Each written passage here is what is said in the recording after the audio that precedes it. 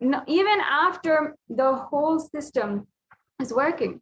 First, it infects us, then it has a 2-week incubation period when it is making the whole system extremely weak.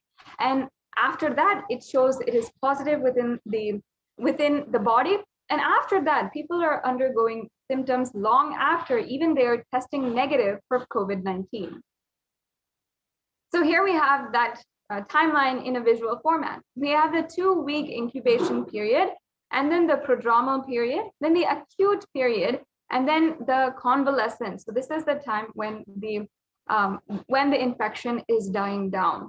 And we can see the slow progression of how someone is suffering from COVID and how this usually takes around 22 days to come in full cycle. And you can also see that the convalescence period is much longer than anything else, meaning that the time that the whole immune system is recovering back, even after the symptoms stop showing up, is longer than every single other period. Yes, the next slide, please. And also you can see the impact of COVID-19 here, where we can clearly see how COVID sits amidst other deadly diseases throughout history. On one side, we have HIV and AIDS, and the other side, the Hong Kong flu. And we're seeing how on the most deadly side, erring on the deadly side, is coronavirus, and how it is extremely potent, extremely dangerous in the timeline of the history of pandemics. And further studies done by the University of Oxford found that the cells are profoundly impaired after recovering from COVID. And here's an article from the Immunology Network, a very reputable journal, again, on the analysis of long-term impact of COVID-19 on the cellular immune system in individuals recovering from COVID-19. And that reveals a profound NKT cell impairment. And another article from another immunology journal saying COVID-19 immunology briefing notice, where what we know about long-term health consequences and priorities for research. So actually we can see that many of the immunologists and the top researchers in the field are focusing especially on how COVID-19 is affecting the immunity, and what are the side effects of COVID-19, and why COVID is affecting the body long after even the symptoms are gone, and affecting the daily function of a person. And also the British Society for Immunology, that is the right-hand side article, has also claimed that the effects of COVID are far beyond respiratory health. It also affects the cardiovascular and renal systems. So especially when the COVID is defined as an autoimmune immunosuppressor, it can affect all systems of the body, because ultimately when under attack, all systems of the body are becoming vulnerable. The next slide, please. Yes. And here we can see an excerpt from the research briefing on how the human body is affected after COVID. And the name given to those suffering from COVID-like symptoms after the infection has passed is called long COVID. And long COVID can affect the lungs, the cardiovascular system, the circulatory system, and it can also cause fatigue and inflammation. And one of the quotes from the previous articles from immunology journals are saying this exact thing. And again, we can see the exact example of how the lungs can be affected in someone who has corona. So on the left-hand side, we are seeing a pair of healthy lungs with extremely viable tissue. And on the right-hand side, you're seeing COVID-scarred lungs. And obviously, it really looks as though the right-hand side is extremely malfunctioning. You can see that there are more black parts. The parts are not as healthy looking as the right-hand side. And again, we have the subtitle here that says, in the scarred lungs on the right, there are much larger areas of darkness representing parts of the lungs that are having difficulty transporting oxygen into bloodstream. So obviously, if we're looking at this and how the lungs are impaired, after COVID, we can understand how all the systems of our body will start to see the effects of not having enough oxygen in the body.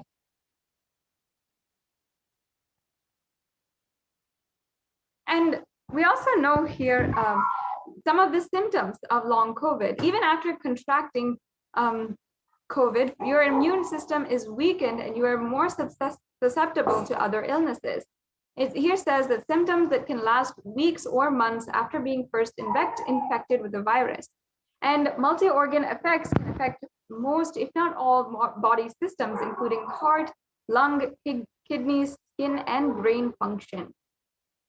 So it really shows how COVID is an immunosuppressor, and people are experiencing the effects long after COVID is gone from their system, or long after they have healed, at least as far as their symptoms go. Their major acute symptoms they are suffering from. So now let us understand the second main revelation that Devi Parashakti had given, that all other diseases are waiting to attack human bodies. So here, Devi Parashakti is giving heed, is giving us warnings about the pandemics that are happening within pandemics. We can go on to the next slide. And the prime example of this is the black fungus, white fungus, and other fungal diseases that have swept through India, affecting recovered COVID patients. One of the most devastating things here is that 9,000 cases of this rare infection were found, and this is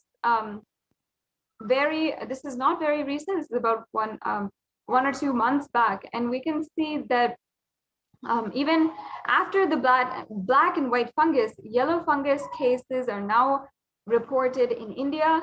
And again, how it's saying out of 5,424 cases, 4,556 patients have a history of COVID-19 infection. So what this is again showing is that there is pandemics. Literally how COVID works is allowing for other diseases which are waiting to infest in human bodies to start doing so and to start really taking over the human body. And that is exactly how black fungus, white fungus, and all the fungal diseases are working. Because of not having proper sterilization, the use of steroids in the medication for COVID, and also the high population of people who are suffering from diabetes in India makes the population extremely vulnerable to fungal disease. The next slide, please.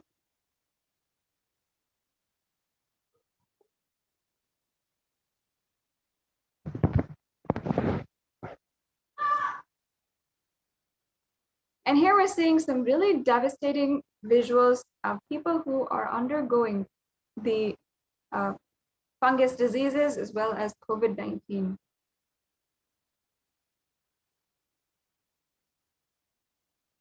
Finally, let us understand how COVID is also becoming stronger in multiple forms. This is the last of Devi Parashakti's revelations, and we'll be showing here in the next slide how COVID is becoming more and more stronger in multiple forms.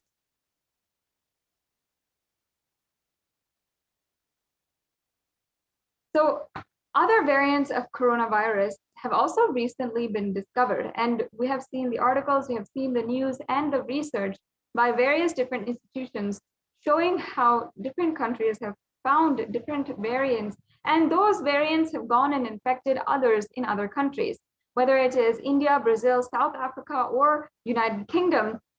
As you can see the examples here, all of these variants are highly potent and being shown in numerous different countries around the world. And viruses generally mutate, but in the case of COVID, we have seen them become more dominant, meaning they're more powerful and likely to affect more and more millions of people. And here you can see a table where it shows us the variants that have swept the world. Again, in the United Kingdom, South Africa, Brazil, and India, with the alpha, beta, gamma, and delta variants respectively. These are all recognized by the World Health Organization and shown to be extremely strong and able to transmit far more easier than the original variant. The next slide, please. Yes. So the danger of these variants are also further highlighted and categorized. The World Health Organization categorized the Delta variant as one of the most highly transmissible variants of COVID-19. And this small infographic can also show us the 4 variants that are currently circulating. And we can also see how many countries have been affected by that particular variant. So there's the Alpha variant from the United Kingdom with 117 countries which have reported it. The Beta variant from South Africa, which has 122 countries which have reported it. And the Gamma variant with 74 countries. And the Delta variant with 104 countries.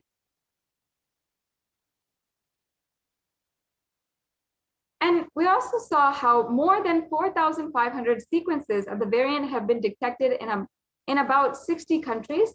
Studies suggest it is around 60% more transmissible than the Alpha variant, which was more contagious than the original strain that emerged from China.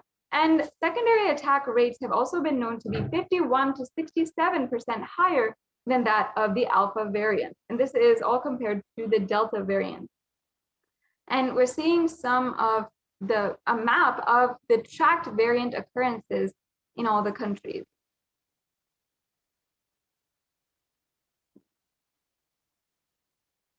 Yes, the next slide, please.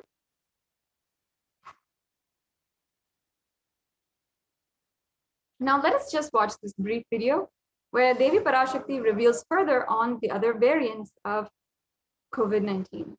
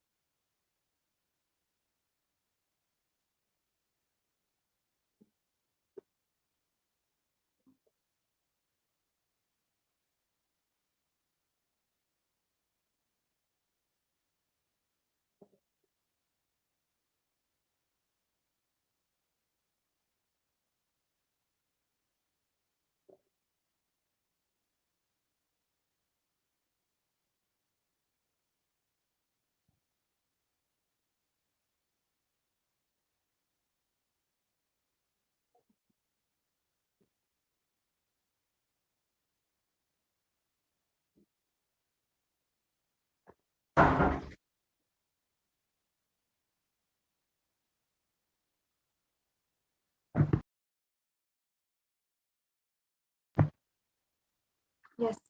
Now, what Devi Parashakti said, the translation is as follows. Corona is destroyed, but it will take 4 years for the political conspiracies done by humans to end. I will protect my devotees, disciples, and Kailasa vasis, but no suffering will come for my devotees. But it will take 4 years for the conspiracy of Corona to end. It will come to end only in 2025. It is a conspiracy, a human conspiracy.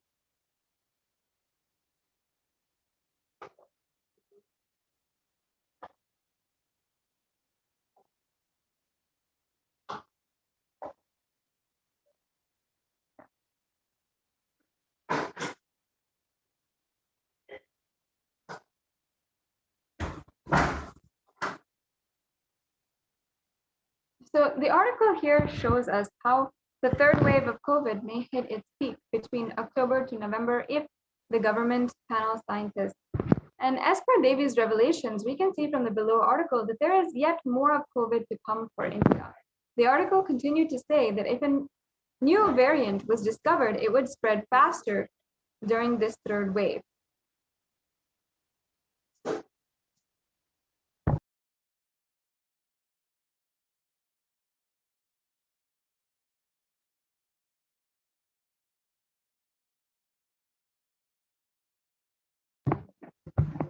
With more waves of COVID coming up, what is the best way to protect ourselves? And we have to ask ourselves, does anyone have the solution?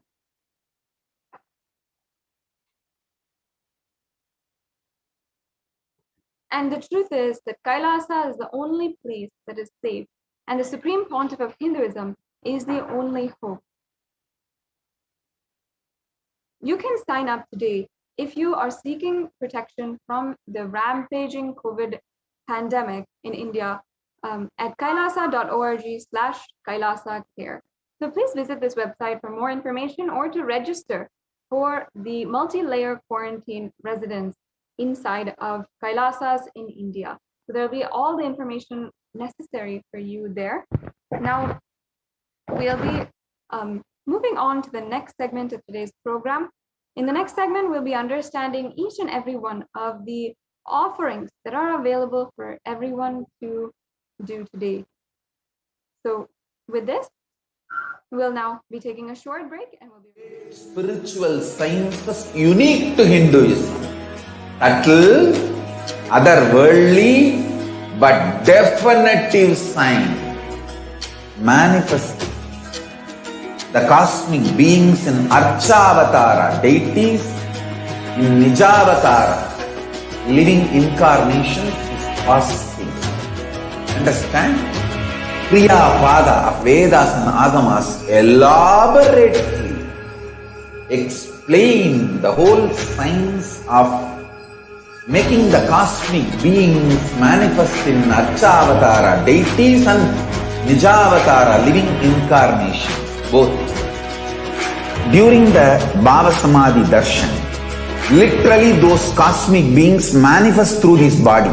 Just like how they manifest in Archavatara, deity, they manifest in Nijavatara, Pratyakshavatara, and give you all the boons you ask, bless you. You see, each God is an independent intelligence to lead you to enlightenment. Each God is a bridge for you to achieve the Shivatva, the ultimate Shiva consciousness. Krishna is the bridge for you to achieve the Krishna consciousness. But Shiva consciousness, Krishna consciousness, all consciousness is one and the same. Ultimate consciousness only. So that energy itself completely expresses. Just like Radhika, when I see my own sweetness in the mirror, I become eager to taste it. I find that the only way to relish this sweetness is through the constitution of Sri Radhika. BHAVASAMADHI darshan is a window to the infinite expanse of consciousness, allowing us to glimpse the formless in a way that we can understand. It cleanses the karmas of lifetimes. It awakens our biomemory to the space of Paramashiva, the ultimate consciousness, and creates a deep and lasting transformation in us.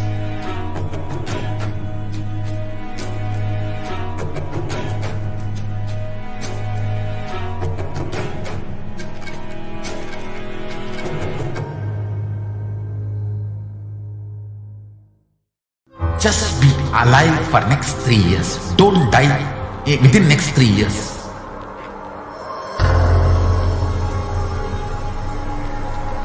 Just don't die within next 3 years. Be alive. Somehow be alive. I'm working sincerely. I will reach you somehow. Somehow I will reach you. It's my commitment to humanity.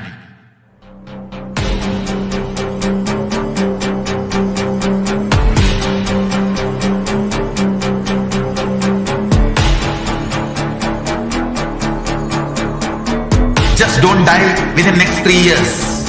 I will reach you wherever you are, whichever corner of the world you may be. I will reach you with enlightenment. You manifesting the space, state, powers being Paramashivoham. It is possible, and it is possible for you.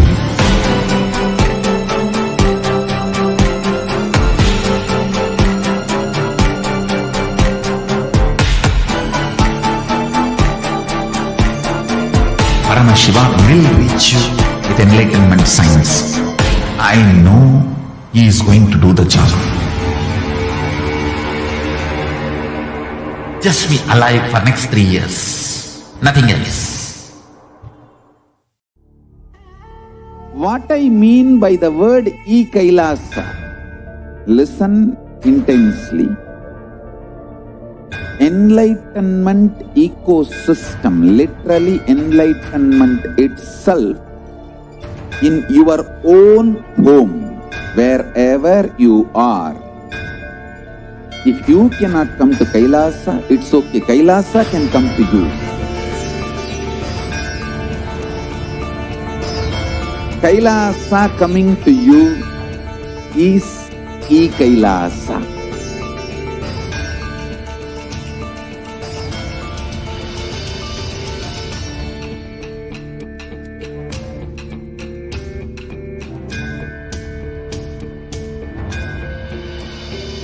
I will revive Hinduism. I am a Hindu revivalist, not by any revolution, but by evolution.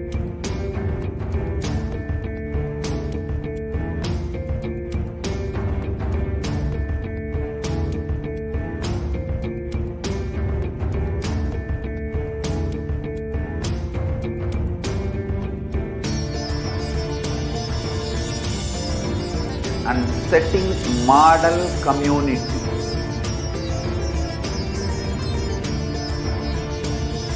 Kailasa, enlightenment ecosystems, Sarvanya Peethas all over the world.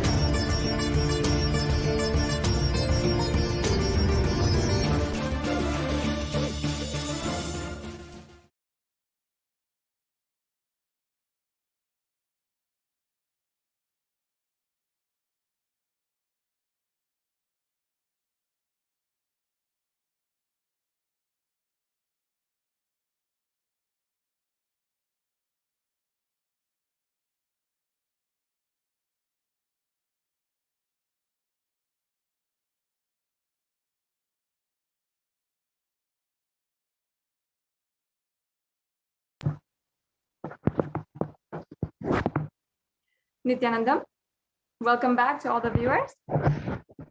Now let us begin the offerings to Devi Parashakti.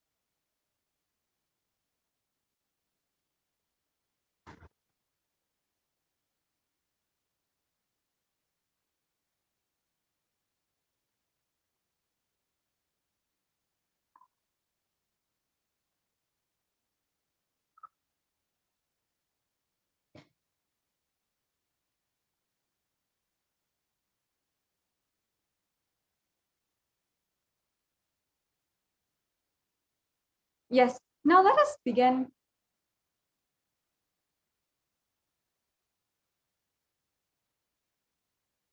Yes.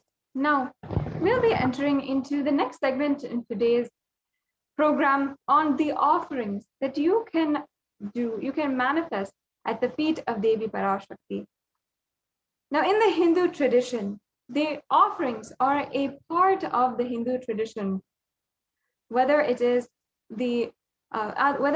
for our birthdays or for our anniversaries, for every new year or any celebration in our lives. We often have the habit of inviting God, inviting the divine cosmic beings to be with us and to guide us, thank them for guiding us thus far, and request their blessings and guidance further in our lives. And whatever it is, we always seek the blessings of the divine, and we have such deep personal sentiments for the divine. And that is where this tradition of offerings comes from. It is a deep, sacred sentiment and a way to feel the deep feeling of oneness with the divine cosmic beings. And first of all, the significance of the offerings is actually entirely a part of the Leela that the avatar plays when he is landing on planet Earth.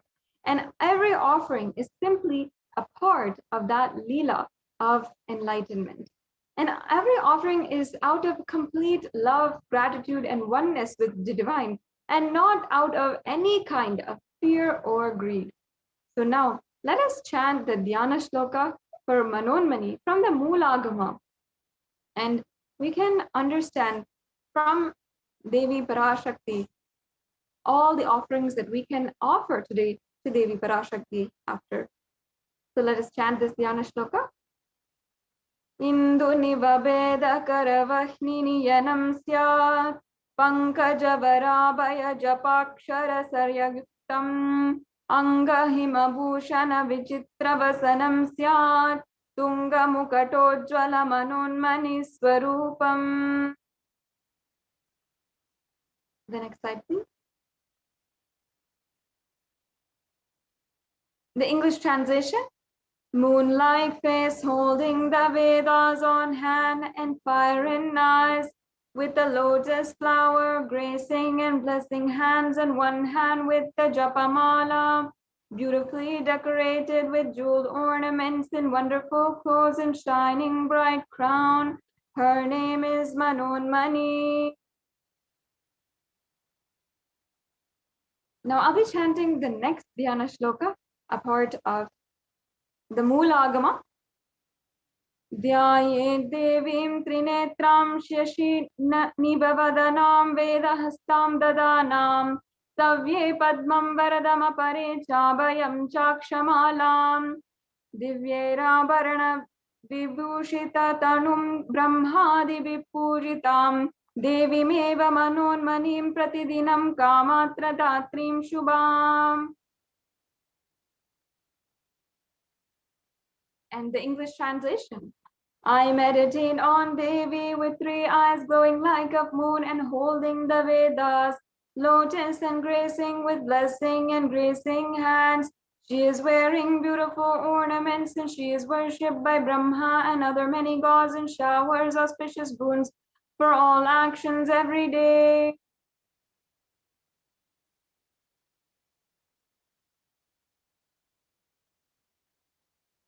Now, the significance of the divine element gold. This is something that we must first understand before we are explaining to each and every one of you the vast array of exquisite offerings that you can make to Devi Parashakti. Now, in the Atharva Veda, chapter 5, verse 28, there is the verse reference for the significance of the divine element gold. And I'll just be chanting the translation. Triply born by birth is this gold from atoms of Agni is one. It becomes dearest to Agni, and one fell away from Soma when it was heard. One they call the seed of virtuous and powerful Apaha. Let that triple gold be for your long life. Understand that gold is a divine element. It purifies anything that it touches, and it is an element of spiritual significance and great spiritual power of healing and enlightening. The vibration of gold has the power to infuse sattva energy and positive thought currents in anyone who wears and anyone who sees or operates in its vicinity.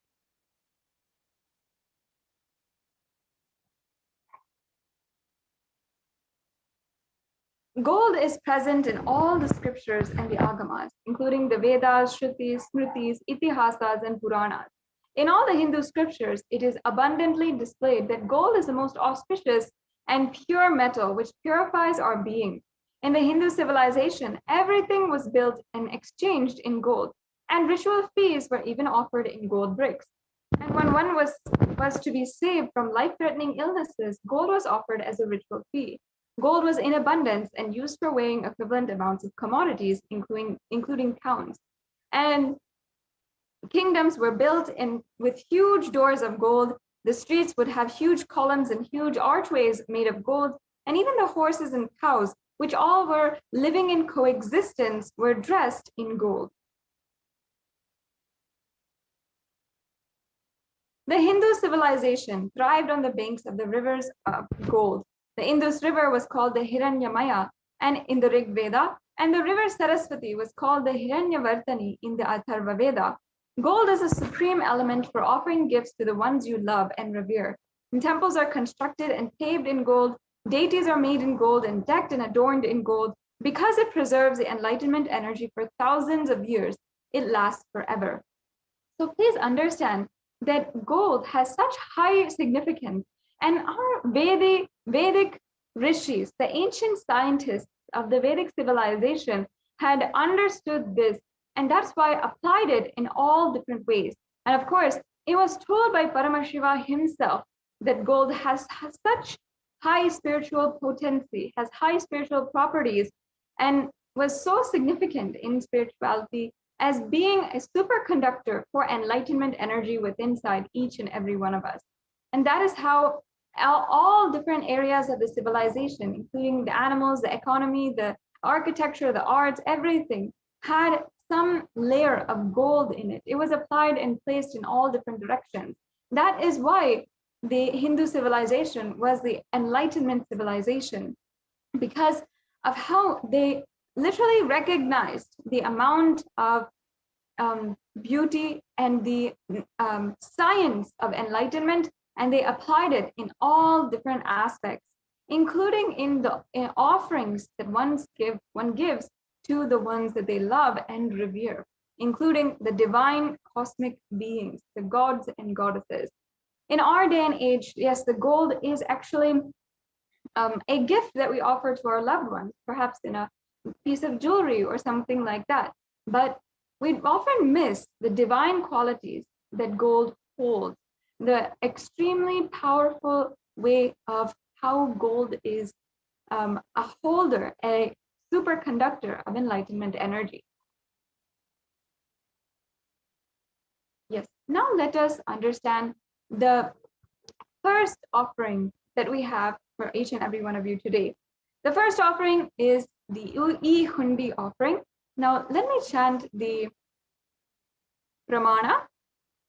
Bhakti Priya, Bhakti Ghamya, Bhakti Vashya Bhayapaha, Shambhavi Sharadaradhya, Sharvani Sharmadaini. And the English translation goes, Devi is fond of true devotion and is realized through true devotion. She can be won over through true devotion, and she removes all fears. Now in this verse, we understand that Devi can remove all the fear of anyone. If there is fear in your mind, she can remove that simply. And she is the one who carries us deeply and is so compassionate. Just if you have just a mere ounce or shred of devotion in your heart, she literally removes all fears from you and bestows her ultimate compassion. And also it is stated that Devi is worshipped in autumn. Now, this does not mean the season autumn that comes every single year, but it means the time in our lives when the thoughts turn more and more inwards, and the role of divine is known and understood clearly. The need for Devi worship becomes stronger. So you can offer the e-hundi offering. It is a extremely easy offering that you can make. And many of us have the beautiful sacred sentiment of every time we go to the temple, we offer the hundi offering. We just offer a few coins or any amount that we feel like into the hundi. Now, you can do that same thing through this in your digital experience with the divine, in this sacred shrine that Devi Parashakti has made available on all the different social media platforms wherever you are. Yes. And the next offering is the Sankalpa chanting.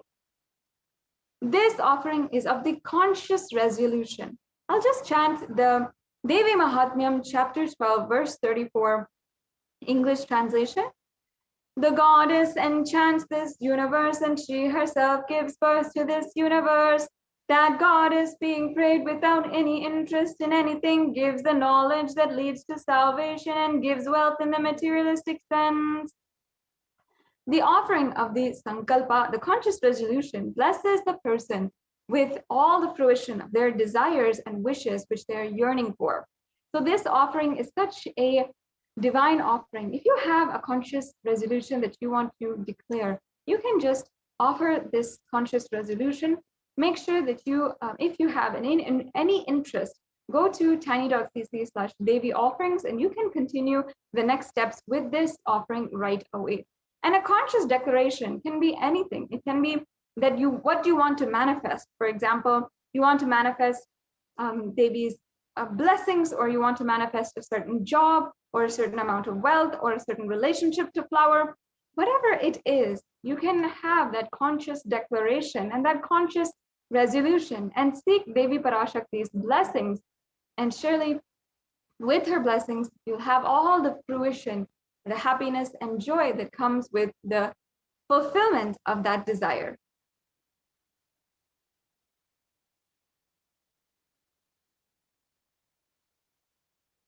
The next offering is a very unique, very special offering, the Sahasranama Swarna Kasu. Now, in the Lalita Sahasranamam, Devi Parashakti is referred as Nama Parayana Prita, meaning the one who loves the repetition of her various names.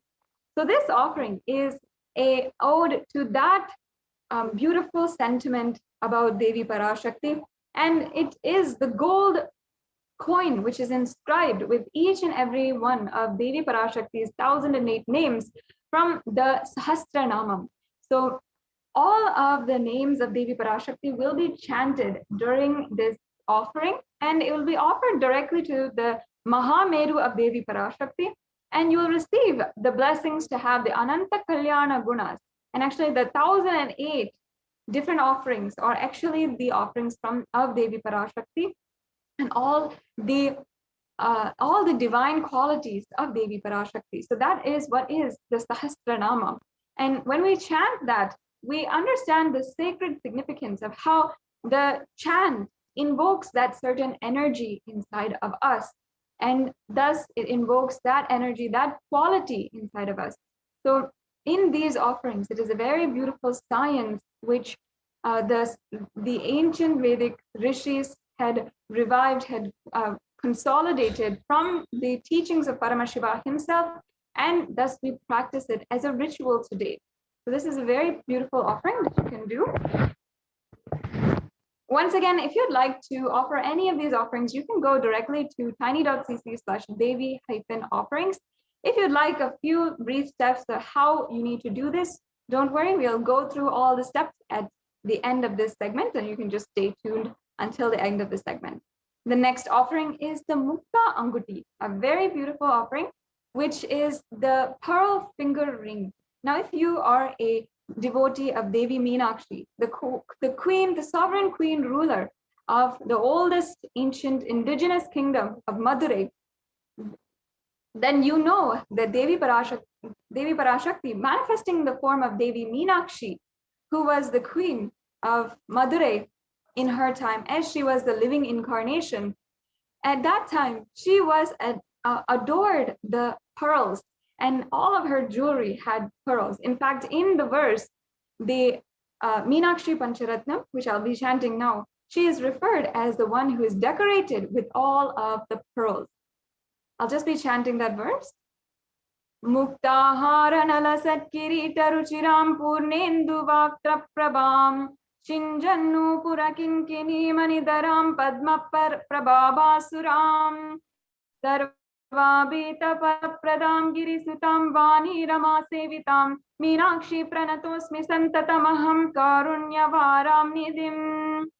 And the English translation goes, I bow down to the goddess Meenakshi, whose crown has garlands of pearls and face shining like the full moon, who wears anklets that are studded with gemstones and has small bells, and who is shining like the splendor of a lotus, who grants all the wishes, the daughter of the mountain, who is worshipped by the goddess Vani and Rama. I remain ever bowing to the goddess Meenakshi, the ocean of compassion. So this was a beautiful invocation of Devi Meenakshi. And if you'd like the blessings of Devi Meenakshi, Parashakti herself in the human form, for all of your business endeavors, for success in your career, and in the ambition that you want to fulfill in your life, then you can offer this Mukta Anguti and have the blessings of Devi Parashakti in your hand at all times. You will be showered with all of the compassion and the pure love from Devi Meenakshi. The next slide, please.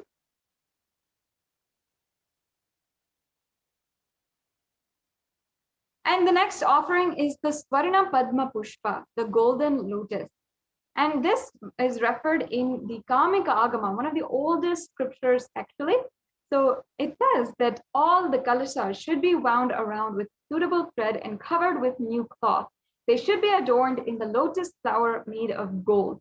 So this is the reference, perhaps the earliest references, which signifies the lotus flower which is made of gold and how that is used during worship. And not just here, but in so many places in the Devi Parashakti, in the different scriptures, in all of the different scriptures, the lotus is a extremely profound worship object, or it is actually considered divine in itself.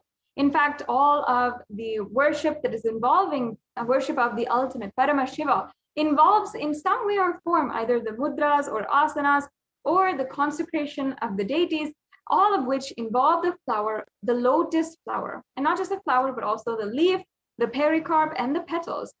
And that's why the lotus is actually considered a divine flower. So in fact, the Shakti of Paramashiva is also called a lotus, and the base of the Paramashiva linga is also considered as a lotus. The disciple of Paramashiva is considered as a lotus, which is about to bloom as well.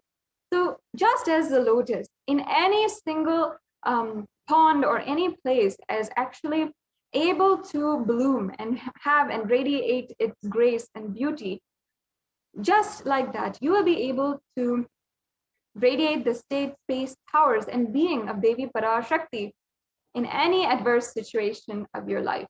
That is what the beautiful golden lotus actually represents, and what you will be bestowed if you offer this Swarna Padma Pushpa, the golden lotus.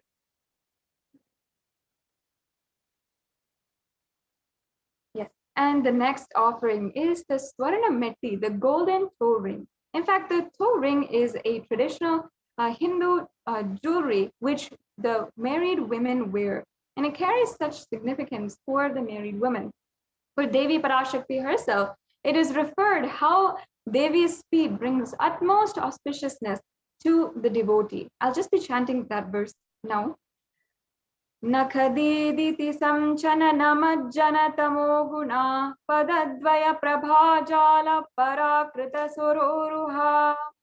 You whose brightness from toenails destroys the darkness of ignorance from the minds of your devotees who prostrate at your feet. You whose brightness from your 2 feet overpowers that of the lotus flower.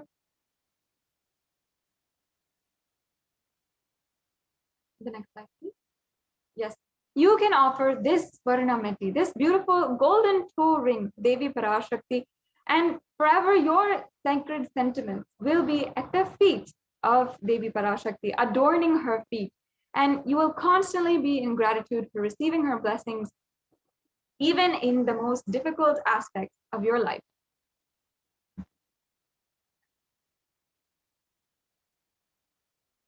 Now, finally, the last of these beautiful, unique golden offerings is the Swarna Mangtika, one of the most unique offerings. And again, the Mangtika is the offering of a sacred piece of jewelry, which has a very deep spiritual significance. The Mangtika actually represents the nectar, which is overflowing from the Sahasrara Chakra. For those of you who don't know, the Sahasrara Chakra is the 1,000-petaled lotus at the crown of the head. And when it is open, the nectar which is flowing from that is represented by the Mangtika. There's such a beautiful significance that is brought out in the Hindu arts and the Hindu scriptures. In fact, in the Devi Mahatmyam and different Devi scriptures, she is referred and described as Shuddha Sarabhi Varshani, meaning that she who makes the nectar flow in all of our nerves from the Sahasrara, she who gives a very pleasant experience of the ultimate. And you can offer this Mangtika today and simply achieve that space of overflowing gratitude and the space of complete completion. It's such a beautiful offering with so much of sacred sentiment, and each and every one of you can have the blessing of really feeling that true sentiment, that connection to Devi Parashakti. Once again, if you'd like to go ahead and start making the steps towards the payment for any of these offerings, you can go to tiny.cc/Devi offering. And the next offering is one of the most coveted, the most precious offerings that you can do, especially during this time of the Guru Purnima Brahmotsavam, the Pratyaksha Pada Puja. Yes. We can go on to the next slide. Yes. So I'll just be chanting once again the verse. Nakadiditi samchana namajjana tamo guna. Nakadiditi samchana namajjana tamo guna. Padadvaya prabhajala parakrita saroruha. The illuminating splendor of Devi's toenails dispels the darkness of ignorance in devotees prostrating at her feet, and her feet defeat the lotus in beauty. So in Shlokam number 83 of the Saundarya Lahari, it states that the nails have been sharpened by constantly being touched by the crowns of celestial beings who always prostrate before Devi. And that is this is a description of the very feet and the very toenails which are bestowing the ultimate liberation, salvation, and supreme knowledge, and liberating us from that tamo guna, the darkness and ignorance. So Devi is the very embodiment of the remover of all of the darkness and attaining the ultimate knowledge. And as well as the Sarva Deva Devi Swarupa, the form of all of the gods and goddesses, the Supreme Pontiff of Hinduism is accepting the Pratyaksha Pada Puja during the Guru Purnima day. I invite each and everyone to participate in some way during this very celebrative festival that is celebrated across all sampradayas of Hindus. The last offering that is available for each and every one of you today is the Vastra Seva, the offering of the sacred cloth which will adorn Devi Parashakti embodied in the form of the Supreme Pontiff of Hinduism and will decorate his very body. So you will be able to receive all of the auspicious blessings with this offering. As you can see here, we have a table full of all of the offerings available for you today. The E-Hundi offering, the foremost offering, which you can offer for any amount and you can offer at any time as well.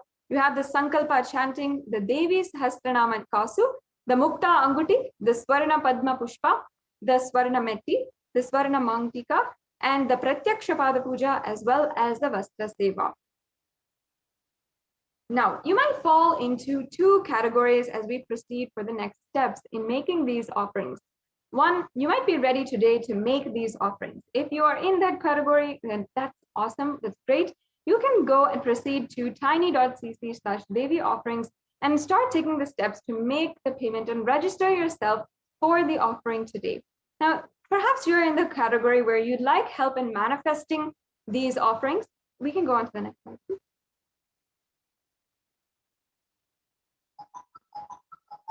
Yes, so perhaps you're in the category where you're interested in making these offerings, or you need help in manifesting, or you need more details in some way or form. If you need help in manifesting, perhaps you don't feel you have enough time to make this offering and to make the arrangements for the offering, or perhaps you feel that you need help in offering, or you don't have the money to offer. Now, you can start taking the steps to manifest these offerings today. Ensure that you are offering in some way or form to Devi Parashakti. You can go to tiny.cc/BHAVASAMADHI and make your intention to make an offering today. This is a very valuable step that you can take in order to start manifesting today. Manifesting what you want in your life through these beautiful offerings that you can make. Now, the online payment, if you are ready, is again tiny.cc/Devi-offerings. And please make sure that after you have filled out the payment registration form, you go to tiny.cc/Devi, you go to tiny.cc/Sankalpa2021, and you will be able to go to the offer. You can ensure that all of your names and your family members' names are also chanted during the puja. This is a very important step, so please don't forget. If you are making a payment, make sure that you are filling out this form, the Sankalpa 2021 form, as it will take in all the details of your family member's name and your names, and the names of your, as well as different names that you, on whose behalf you are offering the puja today. So those names will be chanted and all of the blessings will be bestowed on you. So that brings us to a conclusion of this segment on the different offerings that you can do. And I'd also just like to take every one of the viewers through a very brief walkthrough of these links. So if we can go to the tiny.cc/Devi-offerings link, and we can be able to show each and every one of you how you can make these payments, how you can make your payment, what are the different options, and how it can be a very easy process for you today.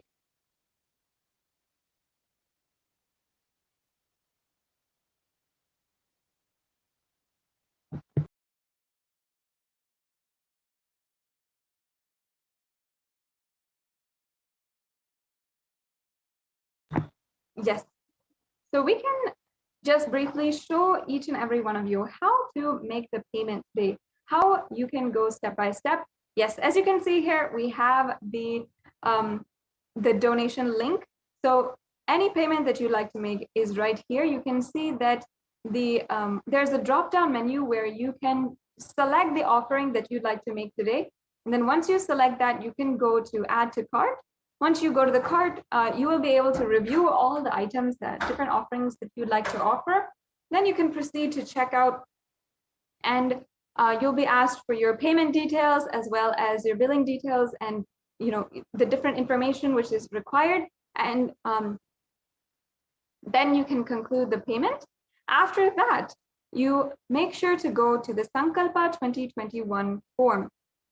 This form is very important.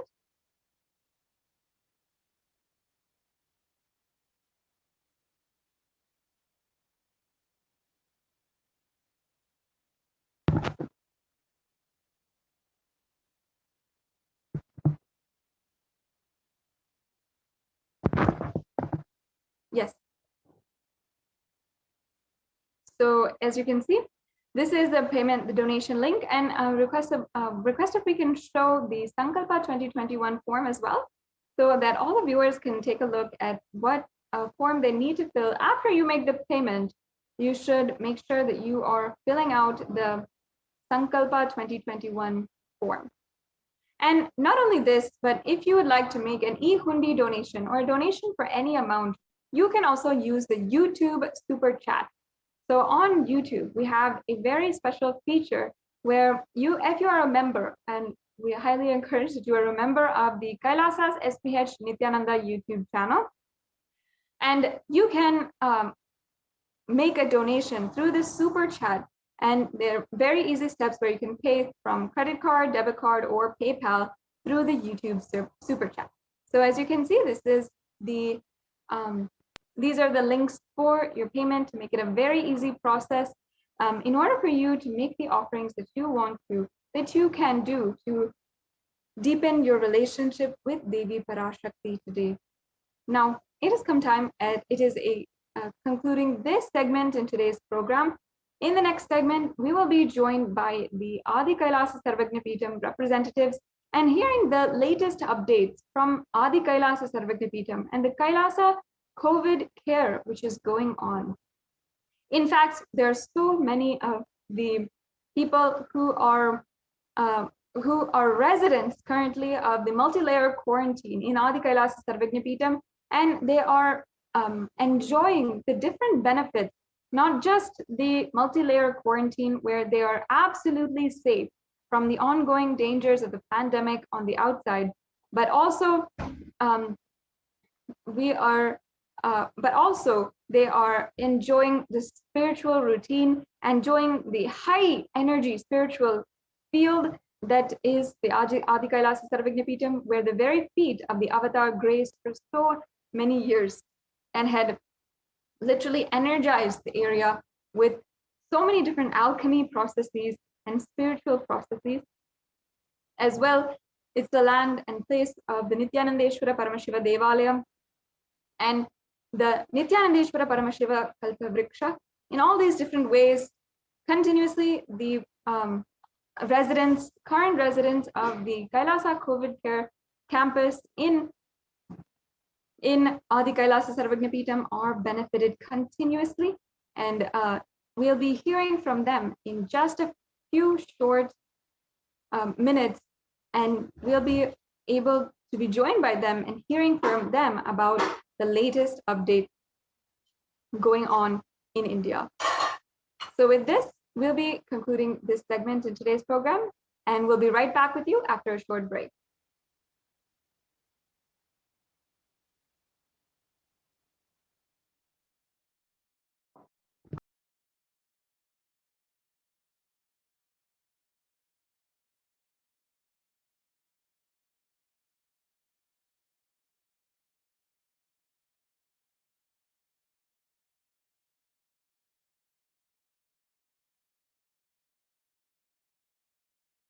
Spiritual sciences unique to Hinduism.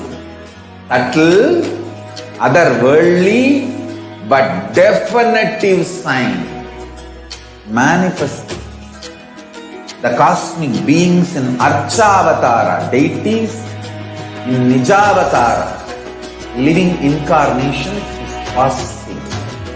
Understand? Kriya Pada of Vedas and Agamas elaborately explain the whole science of making the cosmic beings manifest in Archavatara, deities and Nijavatara, living incarnations, both. During the BHAVASAMADHI darshan, literally those cosmic beings manifest through this body. Just like how they manifest in Archavatara, deity, they manifest in Nijavatara, Pratyakshavatara, and give you all the boons you ask, bless you. You see, each God is an independent intelligence to lead you to enlightenment. Each God is a bridge for you to achieve the Shivatva, the ultimate Shiva consciousness. Krishna is the bridge for you to achieve the Krishna consciousness. But Shiva consciousness, Krishna consciousness, all consciousness is one and the same. Ultimate consciousness only. So that energy itself completely expresses. Just like Radhika, when I see my own sweetness in the mirror, I become eager to taste it. I find that the only way to relish the sweetness is through the constitution of Sri Radhika. BHAVASAMADHI darshan is a window to the infinite expanse of consciousness, allowing us to glimpse the formless in a way that we can understand. It cleanses the karmas of lifetimes. It awakens our biomemory to the space of Paramashiva, the ultimate consciousness, and creates a deep and lasting transformation in us.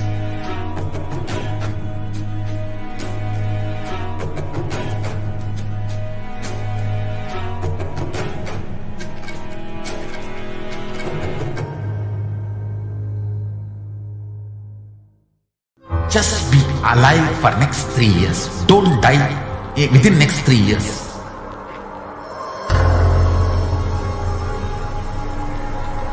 Just don't die within next 3 years. Be alive. Somehow be alive.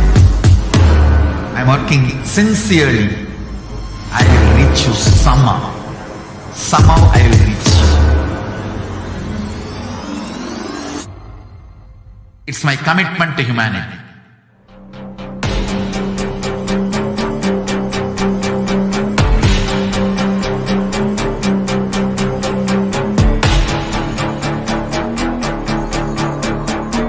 Just don't die within next 3 years. I will reach you wherever you are, whichever corner of the world you may be. I will reach you with enlightenment. You manifesting the space, state, powers, being Paramashivoham. It is possible, and it is possible for you.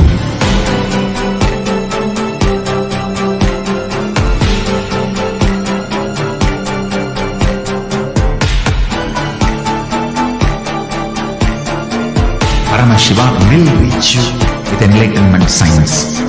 I know he is going to do the job. Just be alive for next 3 years. Nothing else. What I mean by the word Kailasa, listen intensely. Enlightenment ecosystem, literally enlightenment itself, in your own home, wherever you are. If you cannot come to Kailasa, it's okay. Kailasa can come to you. Kailasa coming to you is Kailasa.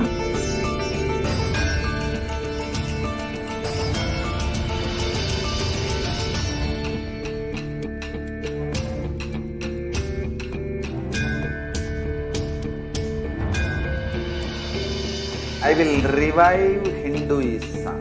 I am a Hindu revivalist, not by any revolution, but by evolution.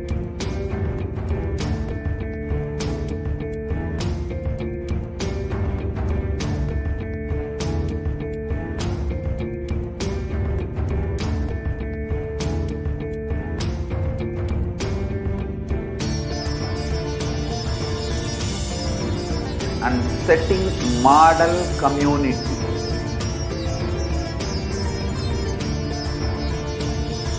Kailasa, enlightenment ecosystems, Sarvanyapitas all over the world.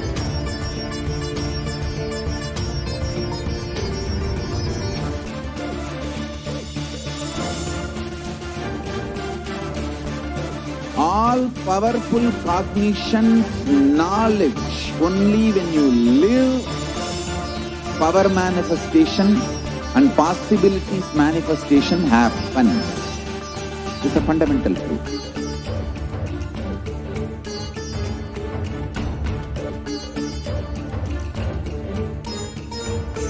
Hinduism cannot live exclusively as one sampradaya. No. All sampradayas of Hinduism is an ecosystem.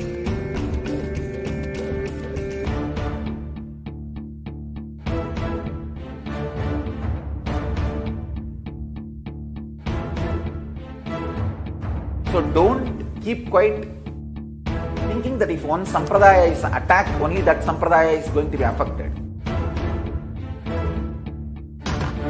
All of us are ecosystem.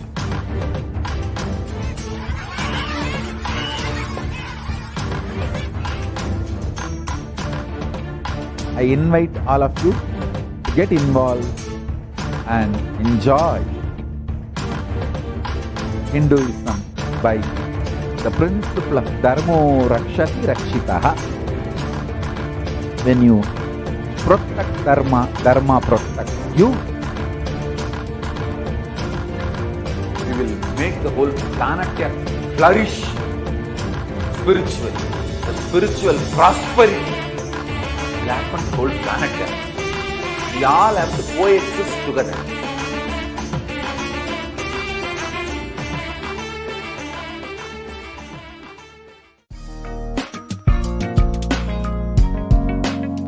We get you health. We get you ability to build beautiful relationships in your life. We get you direct spiritual support, and we make sure you become wealthy.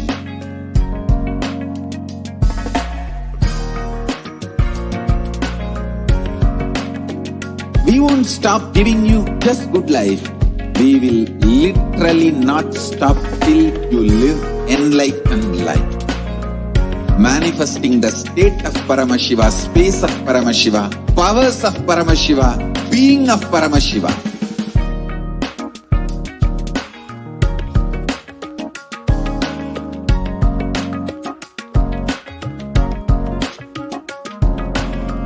Whole world should become Kailasians. I want the whole world to know Hindus have something great to contribute to the world.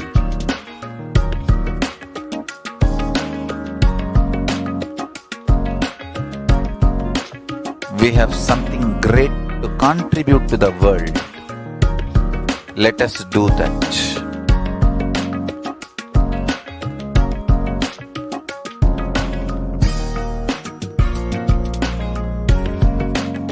Kailasa is proper customized spiritual service helping you to identify your root patterns of suffering.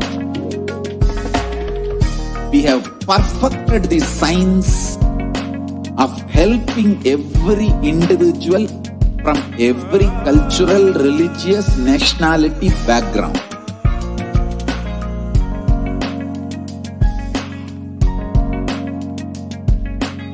You will have lowest reactionary assumptions, highest awakened response, alive response for life continuously.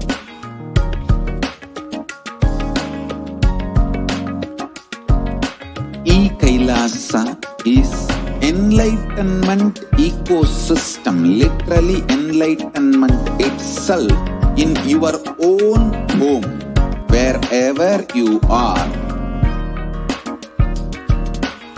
Proper customized spiritual service helping you to complete with your life negativity, withdrawal from life, self-hatred, self-denial, self-doubt, so much of tiredness, laziness. We can support you aligning your diet, your attitude, your aptitude, your understanding about life. We can help you with everything.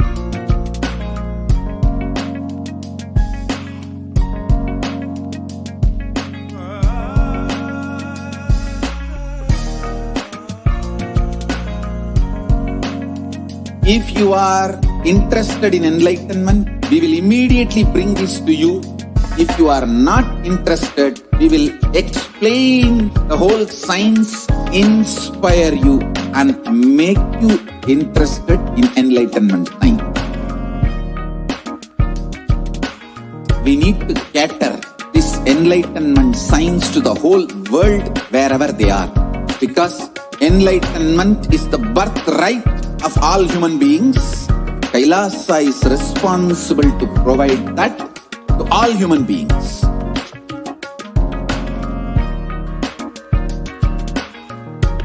Kailasa is the totality of the knowledge I received from my gurus and practice manifested in my life, perfected by teaching millions of people from all cultures, time zones. Nithyanandam, we'll now be entering into the next segment in today's program, understanding the different layers of the persecution against the Supreme Pontiff of Hinduism. Over the last couple of weeks, in the month of July, we have actually each and every one, Kailasas across the world, been observing the Hindu Persecution Awareness Month and bringing awareness to the genocide against Hindus, which is ongoing. Now, on one side, each and every one of us, Kailasians, at least, we know the immense amount of good the Supreme Pontiff of Hinduism has brought to the world, and his mission to uplift the world with the super conscious breakthrough. We know that the Supreme Pontiff of Hinduism is perhaps the only last hope for Hinduism to even survive to the next generation. However, the Supreme Pontiff of Hinduism has undergone so much of persecution and attacks against himself and his character due to just the sole factor that he is the last lamp for Hinduism. Now, today we'll be understanding the different ways that the Supreme Pontiff of Hinduism has always been contributing through Kailasa's Nithyananda Hindu Library, which began all the way back with the beginning of the advent of the Avatar, the world's largest Hindu collection on Hinduism.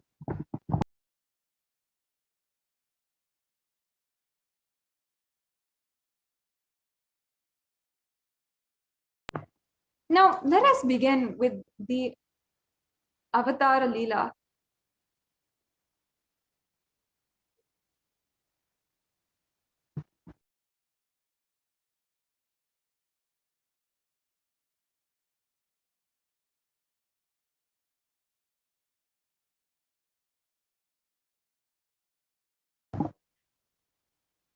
Now, before we move on into the next segments, we'll be hearing from the Adi Kailasa Sarvagnapeetham administrators on the updates from the Adi Kailasa Sarvagnapeetham and the Kailasa COVID care campuses. So we'll be right back with you in just a short break before we proceed with the next segment.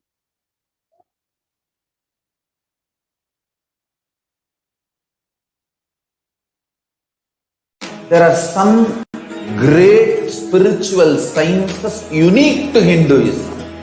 Subtle, otherworldly, but definitive sign. Manifesting the cosmic beings in Archavatara, deities in Nijavatara, living incarnations is possible. Understand? Kriya Pada of Vedas and Agamas elaborately explain the whole science of making the cosmic beings manifest in Archavatara, deities and Nijavatara, living incarnations, both. During the BHAVASAMADHI Darshan, literally those cosmic beings manifest through this body. Just like how they manifest in Archavatara, deity, they manifest in Nijavatara, Pratyakshavatara, and give you all the boons you ask, bless you. You see, each God is an independent intelligence to lead you to enlightenment. Each God is a bridge for you to achieve the Shivatva, the ultimate Shiva consciousness. Krishna is the bridge for you to achieve the Krishna consciousness. But Shiva consciousness, Krishna consciousness, all consciousness is one and the same. Ultimate consciousness only. So that energy itself completely expresses. Just like Radhika, when I see my own sweetness in the mirror, I become eager to taste it. I find that the only way to relish the sweetness is through the constitution of Sri Radhika. BHAVASAMADHI darshan is a window to the infinite expanse of consciousness, allowing us to glimpse the formless in a way that we can understand. It cleanses the karmas of lifetimes. It awakens our biomemory to the space of Paramashiva, the ultimate consciousness, and creates a deep and lasting transformation in us.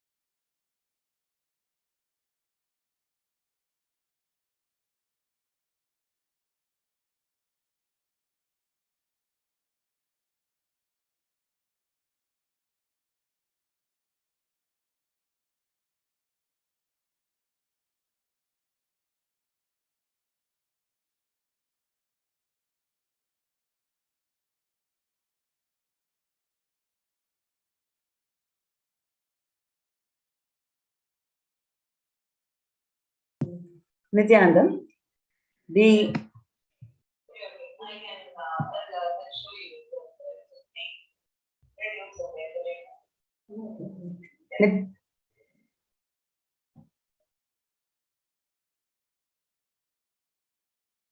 yes, Nithyananda, the next segment is about the environment and the world and the animals, the impact of COVID-19 pandemic on the environment and animals today.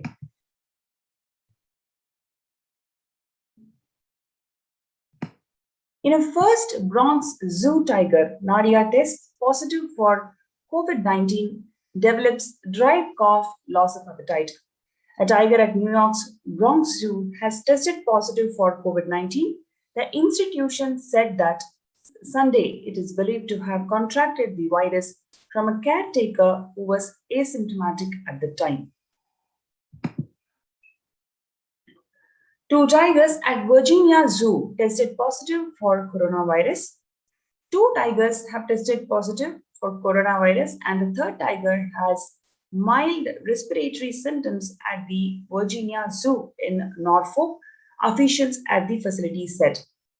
In a new release, officials at the zoo said that Wednesday that 2 Malayan tigers named Ocilio and Stubbly went through initial testing that showed that they were virus positive. It follows another case from last week when a Malayan tiger at Bronx Zoo tested positive for the virus.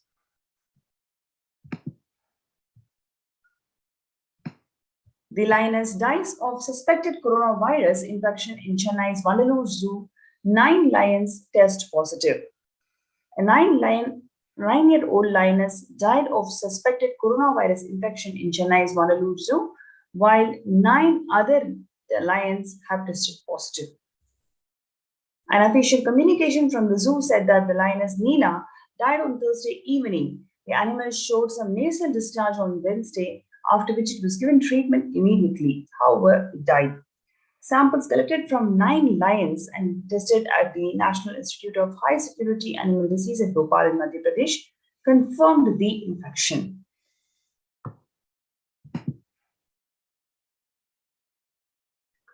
Three snow leopards test positive for coronavirus, making it the 6th confirmed animal species. Another big cat species tested positive for coronavirus, this time a snow leopard. It is the 6th animal species confirmed to have been infected with viruses after the human contact. 3 snow leopards, 2 males and a female, tested positive for the virus at the Louisville Zoo. The zoo and the US Department of Agriculture, Animal and Plant Inspection Service confirmed Friday.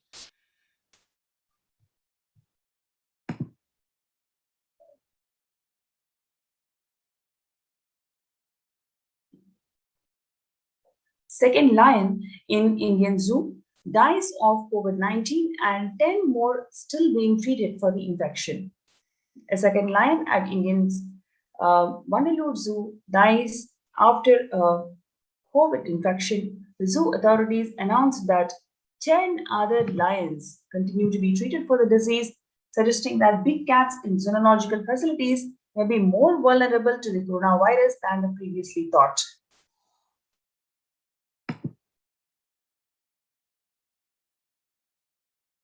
Four lions at Spanish Zoo test positive for COVID-19.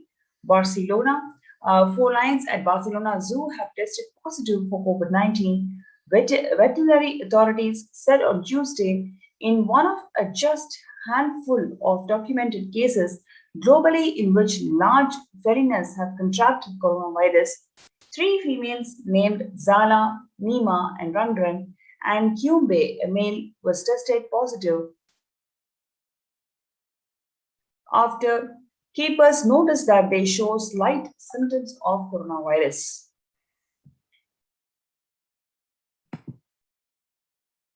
Gorillas at Santiago Park test positive for coronavirus.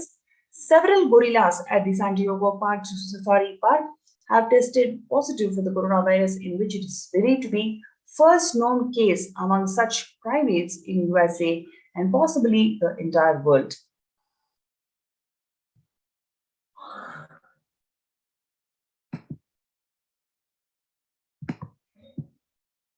An Ontario dog living with the 4 human COVID-19 patients is the first dog in Canada to test positive for the virus, but the researchers say that the discovery doesn't mean pet owners need not to worry.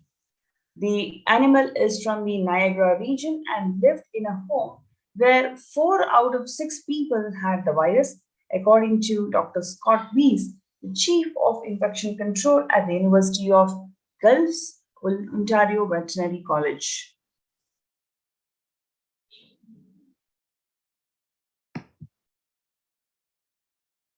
"23 dogs in Washington test positive for COVID-19 antibodies. A group of dogs are the first known animals in Washington state to show the evidence of exposure to SARS-CoV-2, the virus that causes COVID-19, according to the Washington State Department of Agriculture. Is SARS-CoV-2 strain infection in pets more common than we thought?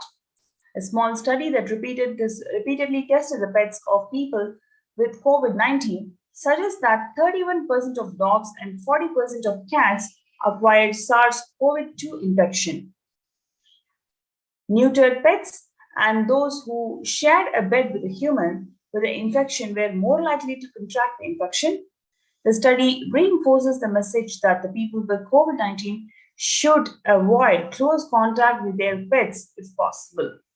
There remains no evidence that the pets with the infection can pass it to people or other animals.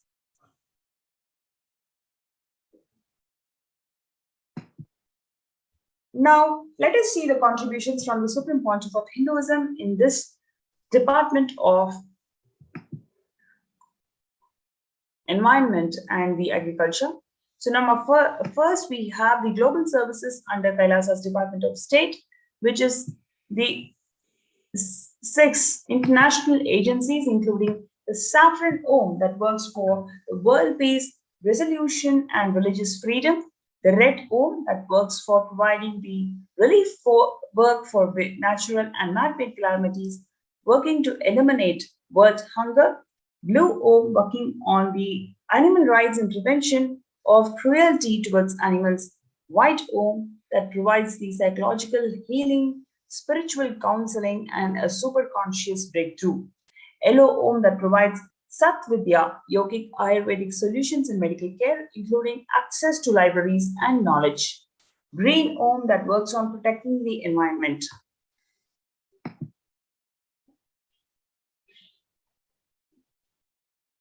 Number 1 is the global services under Kailasa's Department of State, Saffron Om, that works for world peace, conflict resolution, and religious freedom. The picture, what you see, shows peace walk by millions of peacekeepers of Kailasa. This picture is specifically from Tiruvannamalai in India. The Red Om that provides relief work for natural and man-made calamities, working on the eliminating the world hunger. What you are seeing here is the Supreme Pontiff of Hinduism personally organizing relief efforts and free organic food distribution for Thane flood relief in Pondicherry, India in 2012. Next is the White Om providing the psychological healing, spiritual counseling and a super conscious breakthrough. In the picture, you're seeing the Supreme Pontiff of Hinduism is organizing the meditation program for the engineering college students for them to attain the super conscious breakthrough.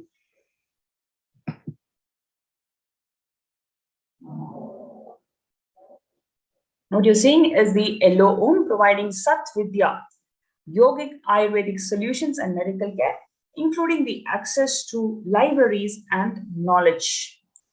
One of the Kailasa's many medical camps set up during the relief efforts of Thane flood in Pondicherry region. And what you're seeing below is the free yoga class that is held around the world, organized by Yellow Om for people from all ages.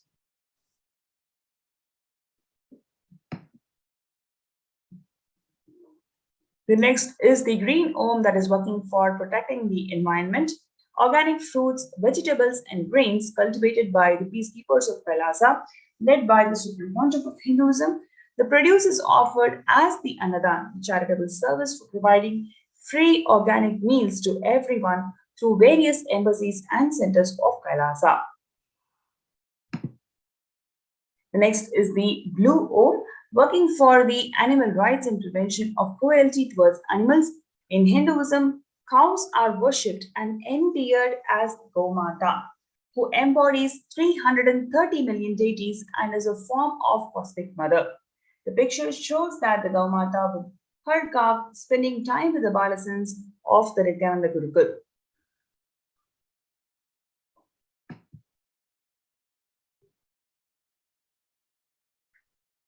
Now, what we are seeing is Kailasa's Goshala department, the concerning body for protection of animals, forests, and ocean, by establishing the lifestyle with zero impact on environment and protecting the right for all the living beings to live and achieve enlightenment.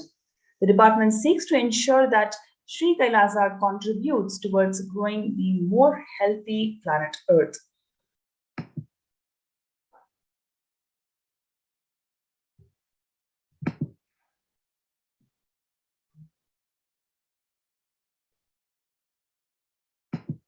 Kailasa's United Nations for Animal Rights is the extension of the protection according to Paramashiva to all his beings extended by the Supreme Pontiff of Hinduism, Jagat Guru Mahasannidhanam, His Divine Holiness Swamiji in for itself in USA as an NGO serving the welfare of all the living beings.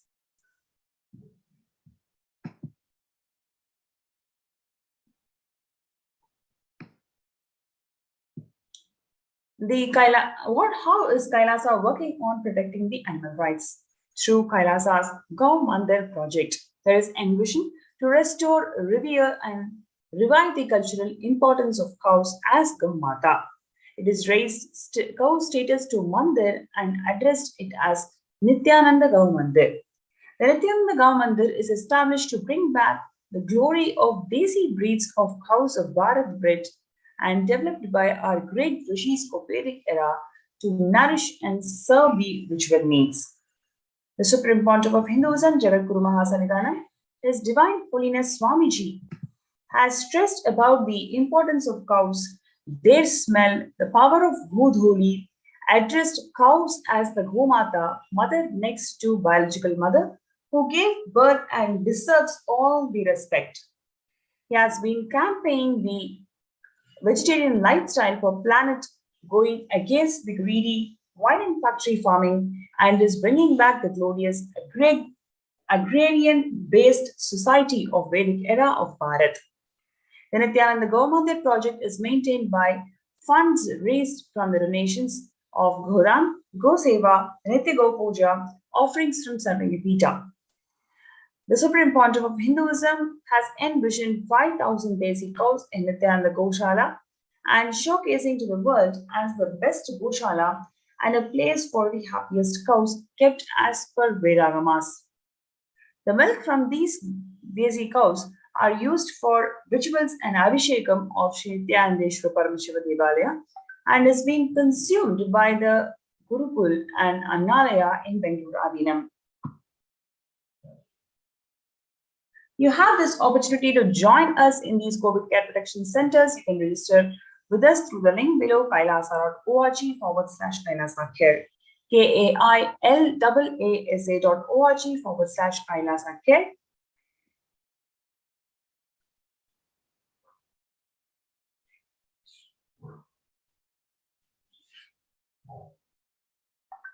Let us take a few minutes to join and register yourselves in this link below kailasa.org/Kailasa care. KAILAASA.org/KAILASACARE.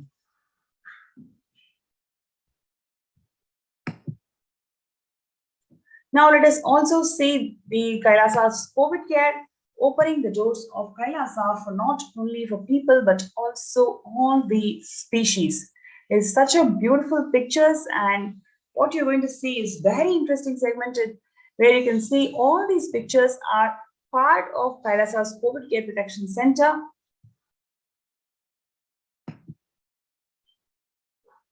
So Kailasa welcomes its first animal members of our COVID Care Protection Center, and you can see who arrived as pets from the first batch of quarantine members.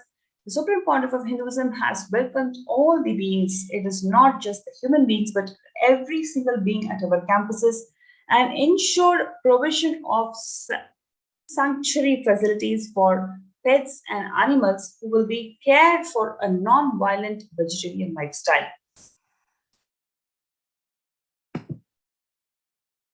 What you're seeing here is beautiful birds who have come here to feel protected from this COVID care.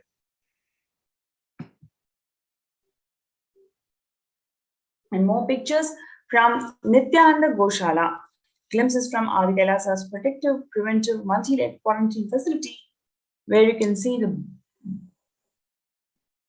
the cows are blissfully being milked.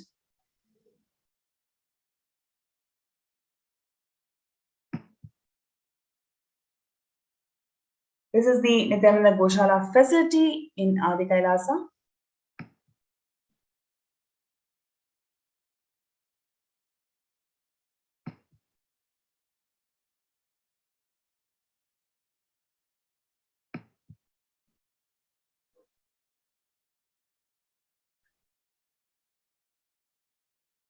This is from Kailasa in Tiruvannamalai, Arunachala Sarvanyapeetham in India, where the agriculture is being happening.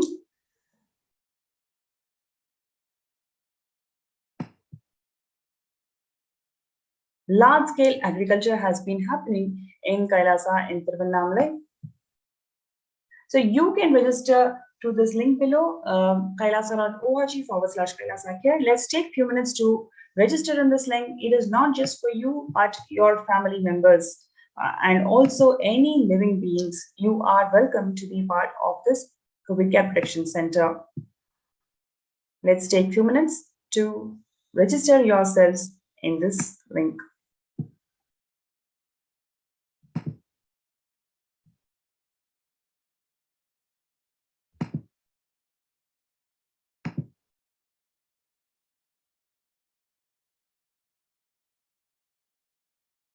Anshul, I think I have to find a different slide here. No, ஒண்ணுமே இல்ல content.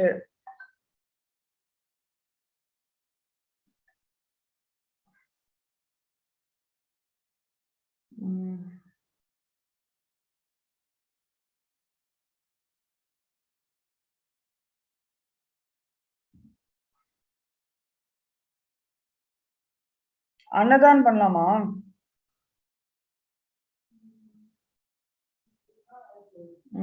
இதை அனுப்பிச்சிட்டேன் பாரு link.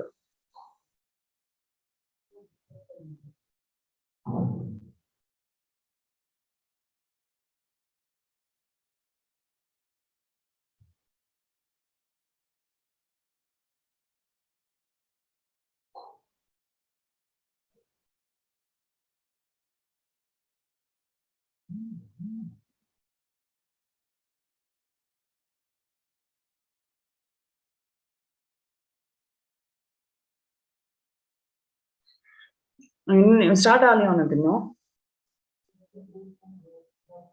Okay, my thing is going to finish charge.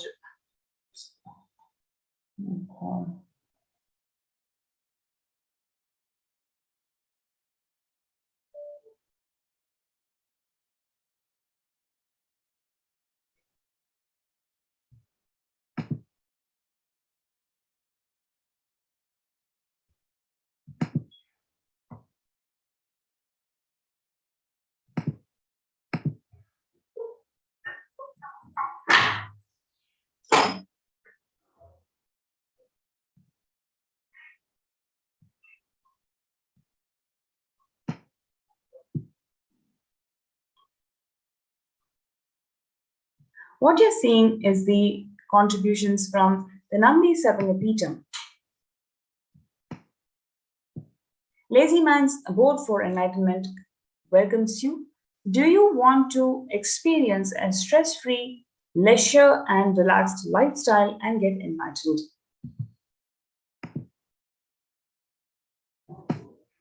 The Supreme Pontiff of Hinduism is establishing the Nandi Sarvanyapeetham and reviving the entire tradition of Gaumata worship and Go Seva as per the Vedagamic traditions. Gaumata is ascribed in scriptures of Sanatana Hindu Dharma as the representation of 33 crores of gods and goddesses and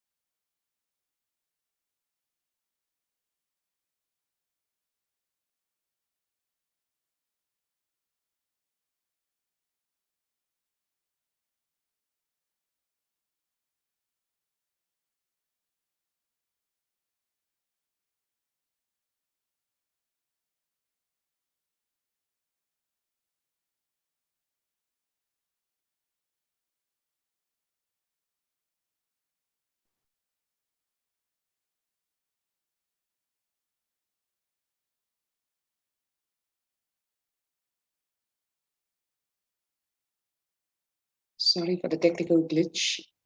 And resuming the Adi Kailasa ship segment,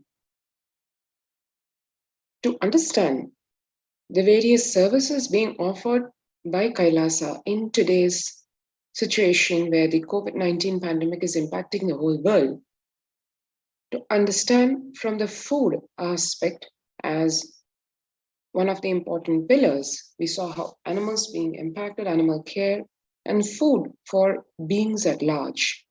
The pandemic has led to increase in the global food insecurity affecting vulnerable households in almost every country. It has exacerbated the existing inequalities, pushing millions of people into the vicious cycles of economic stagnation, loss of livelihood, and worsening food insecurity. The World Bank estimates that 71 million people will be pushed into extreme poverty across the globe as a result of the pandemic. The World Food Programme estimates that an additional 130 million people could fall into the category of food insecure over and above the 820 million people who were classified as such by the 2019 State of Food Insecurity in the World Report.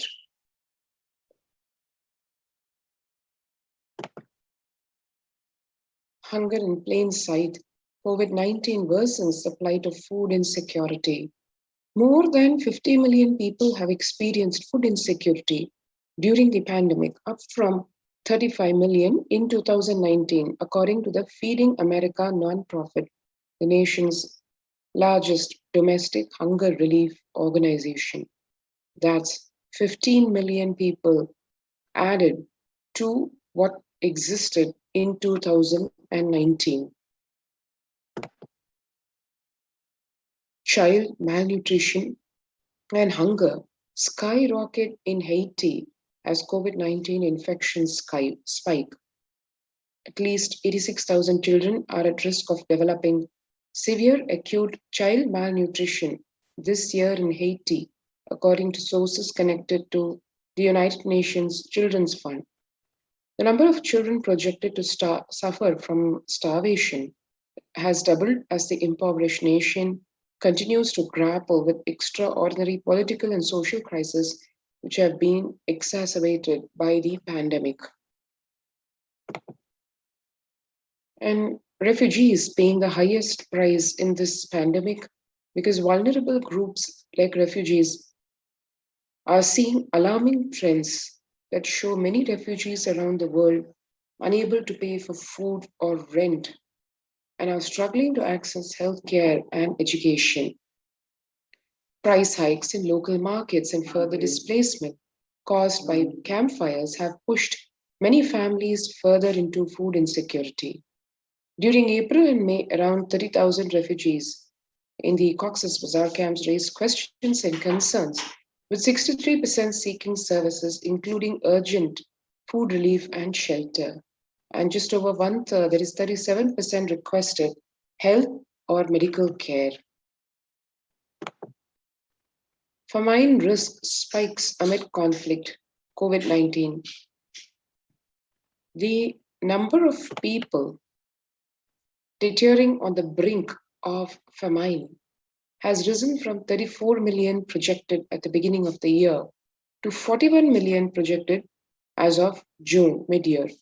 Without immediate emergency food assistance, they too face starvation as the slightest shock will push them over the cliff into famine conditions. And one can see the World Bank releases the report on the growing food insecurity. The World Bank released an analysis of the rising food insecurity rates in response to the COVID-19 pandemic. The report, which was released in May of 2021, stated that COVID-19 impacts have led to severe and widespread increases in global food insecurity, affecting vulnerable households in almost every country, with impacts expected to continue through 2001 and into 2022. It also states that global food prices increased significantly by 38% since January of 2020. And the World Economic Forum shares these stark statistics where 155 million people are caught up in food crisis of varying severity. 133,000 people in Faso, South Sudan, and Yemen are most at risk. 10 countries account for 2/3 of those facing acute hunger, and the resilience of agri-food systems is being eroded by conflict, insecurity, and environmental trends. And in the face of this very concerning food dimension, food aspect, food insecurity in the COVID-19 pandemic, this is one of the major aspects addressed in the Kailasa's COVID care protection centers across various de facto spiritual embassies of Kailasa. One can register for this COVID care protection center facilities through the link https://kailasa.org/Kailasa care. Let's take a few seconds now to register ourselves if we've not already registered for the COVID Care Protection Center.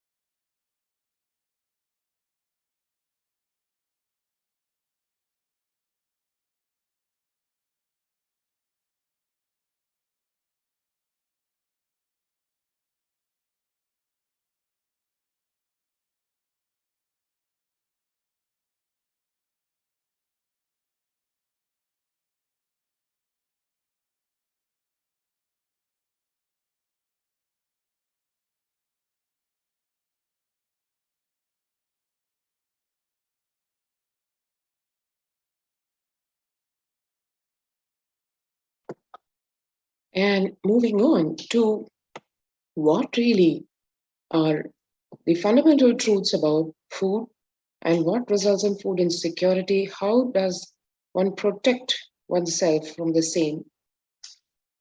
These are some of the fundamental truths about food. We become what we eat. What you eat contributes to what you think. What you think contributes to what you cognize. What you cognize contributes to who you are. So what you eat directly affects who you are, and the Supreme Pontiff of Hinduism, HDH Nithyananda Paramashivam, hence makes the statement, you become what you eat. What is in your plate matters because that is going to become you. Violence-based food derived from killing animals and life-negative, chemical-based toxic food both harm the system equally. Organic vegetarian food is not just for health. It gives one an inner space, physical system, and physiological flow to develop the highest psychology. To develop the highest psychology, not only your physical system, even your physiological flow needs to cooperate. Your brain is constructed for all these higher things. When you don't explore the higher things, you're bound to feed the lower things and keep your brain engaged for survival. If you don't explore the higher dimensions of consciousness, you will force yourself into the drugs and try to explore the hallucination, imaginary, illusory dimensions of the universe. Vegetarianism as a lifestyle. The human body is naturally designed for vegetarian food. The inner mechanisms like feeling, thinking, words, everything is designed to function with vegetarian food. It's like having a generator which can handle only 220 volts current, or a UPS which can handle only 220 volts current, but it is given 20,000 volts, what will happen? It will get fused. The food, without anxiety, fear, depression, biomemories, if they are consumed by a person, the energy with which they think, the energy with which they utter words, the energy with which they act, the energy with which they feel, everything will be aligned to the natural source of energy. It will be aligned to nature, which is the inner potential energy. So that brings us to what is the fundamental principle of one of the core pillars of Kailasa's humanitarian services, which is Kailasa's Annalaya, which provide free organic vegetarian sattvic meal for all with the simple intention of eliminating hunger from the face of planet Earth. The developmental, economic, social, and medical impacts of malnutrition and famine have a critical impact on the individual, familial, community, national, ultimately on the global level. With the ongoing COVID-19 pandemic triggering an alarming spike in food insecurity, the United Nations have given warnings of famines of biblical proportions. In 2020 alone, 690 million people were estimated to be pushed into food insecurity. The access and availability to organic food has become of utmost importance. Through Kailasa's Department of Agriculture, the Supreme Pontiff of Hinduism, Jagadguru Mahasanidhanam, His Divine Holiness Bhagavan Nithyananda Paramashivam, has committed to the distribution of free organic food to everyone, not just since the beginning of his public life, but from his very upbringing itself. Kailasa's Annalayas, the food bank, established all across the globe, distributes and serves free organic vegetarian food for people of all castes, creeds, religions, race, gender, social standing. And the various 6 Ohms of Kailasa, which provide the humanitarian service of free food with the principle of we will revive the food supply system of Kailasa before you get hungry, food will be ready. Continuous Annadan, I'm not giving any fantasy, it is already becoming reality. This is what is driving the red Om. And this ultimate service of providing free food started way back in the formative years of the Supreme Pontiff of Hinduism itself, and moving on to right from the inception of his public life in a major way. In 2002, here one can see the early days of Kailasa's spiritual mission, where the Supreme Pontiff of Hinduism is offering Annadan, providing a free organic vegetarian meal on the auspicious occasion of Kartika Deepam in Tiruvannamalai. And moving on to much later, into a decade later almost, in 2013, where with the same intensity, even with, as one can see, a fractured hand, the Supreme Pontiff of Hinduism is engaged in selfless work, day and night, inspiring the peacekeepers of the Sovereign Order of Kailasa to engage in selfless service, leading the nation of Kailasa by example, as one can see. In 2011, the Supreme Pontiff of Hinduism had a multiple compound fracture with the bone literally protruding out of the skin. And in 2013, the 2 steel implants that were fastened in 2011 were removed as the bones had healed completely. And this picture, as one can see, is right after that surgery. And in Jan of 2012, when the state of Puducherry was affected by the devastating Thane cyclone, here one can see glimpses of the relief efforts during the same.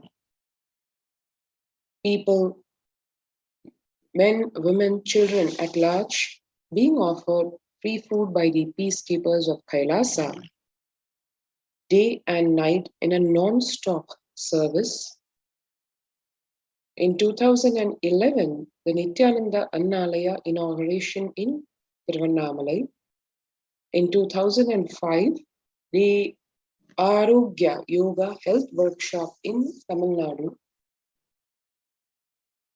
In 2007, as one can see, a full auditorium and the Supreme Pontiff of Hinduism offering the Annadan free food to the participants of the meditation program Nithyananda Spurna program, or the Life Bliss program level 2, held at Salem in Tamil Nadu, and the Nithyananda Spurna workshop in Tiruvannamalai in 2012, the Kartikai Deepam celebrations in Tiruvannamalai in 2012 November, and in 2017, the Inner Awakening 21-day meditation workshop being conducted in Tiruvannamalai, and the participants having a blissful sharing of the free organic sattvic food. April of 2017, the Kalpataru meditation workshop in Tiruvannamalai. In 2016, the Bandra feast organized for the various spiritual leaders and the Hindu monks or the sadhus. And in 2016 April, the Kalpataru meditation workshop. 2017 March, in Tiruvannamalai and Arunachala Sarvanyapitham, Annadan being offered as per the daily practice of Nitya Annadan. And 2019, in the Tiruchengood Sarvanyapitham, free Annadan, and people lined up to receive the prasada. And this fundamental principle of free food to be offered to one and all being the ruling principle across all de facto spiritual embassies of Kailasa worldwide. So one can see in 2019, the Annadan distributed during Guru Purnima, the traditional celebration of the Guru in Kailasa in Houston. 2016, the Sadashivoham meditation workshop in Adi Kailasa. In 2020, even after the onset of the corona pandemic, the Annadan service continues in the midst of this COVID-19 crisis in Madurai, in the Shamala Pitha Sarvanyapitha. And all this one can see in the context of the necessity for the Annadan vis-a-vis how India was faced with the artificially created famine in Bengal in 1943 under the colonial rule. What happened back then, one can see a few minutes to understand what is the driving principle of Kailasa and why it is so important.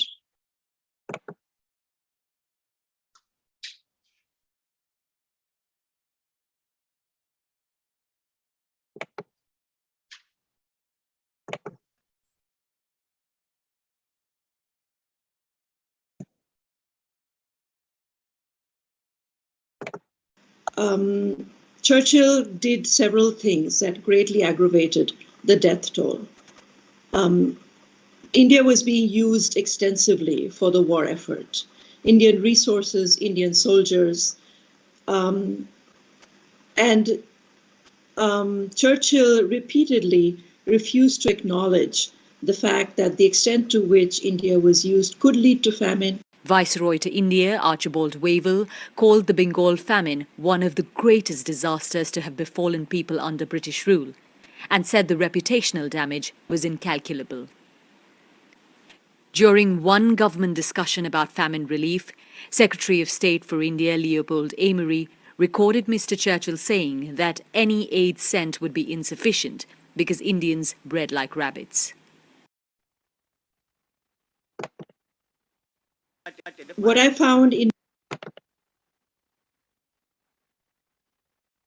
So one saw there the literally inhuman understanding of humanity and its needs during the colonial rule, where in 1943 to 44, as some of these very ghastly pictures show, in the man-made famine of Bengal, as per existing records, over 3 million people were murdered literally. The then Prime Minister of the world's biggest empire, controlling 1/3 of the mankind, claimed they could not do anything about the people dying of hunger because supposedly Hindus bred like rabbits and the famine was their fault. Contrast this with 2016 Ujjain in the Kumbh Mela, the largest gathering of spirituality that happens across the world, the largest spiritual gathering in the world.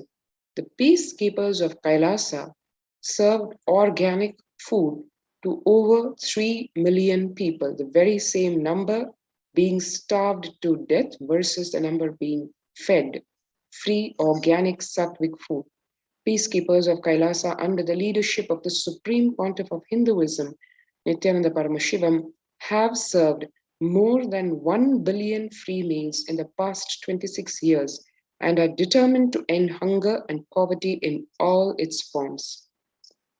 Kailasa, with 200 peacekeepers at any given time, can deliver what even one of the biggest countries could not deliver. Reason being very simple, because Kailasa is not driven by war, fear, or greed. It is an enlightenment-based nation driven by just selfless service. The Veda Agamas, the source of the Hindu scriptures, declare Annam Bahupurvita, which means let us produce food in large quantities. Through the widespread distribution and promotion of free, healthy, organic food, Kailasa's global peacekeepers, led by the Supreme Pontiff of Hinduism, serve such that we may achieve food security, improve nutrition, and promote sustainable agriculture globally. Annadan is the vision to end poverty and hunger in all its forms. So, before we move further, if you've not already registered in the COVID Care Protection Center in any of the de facto spiritual embassies of Kailasa in India, take a few seconds now to register through the link below, https://kailasa.org/kailasacare.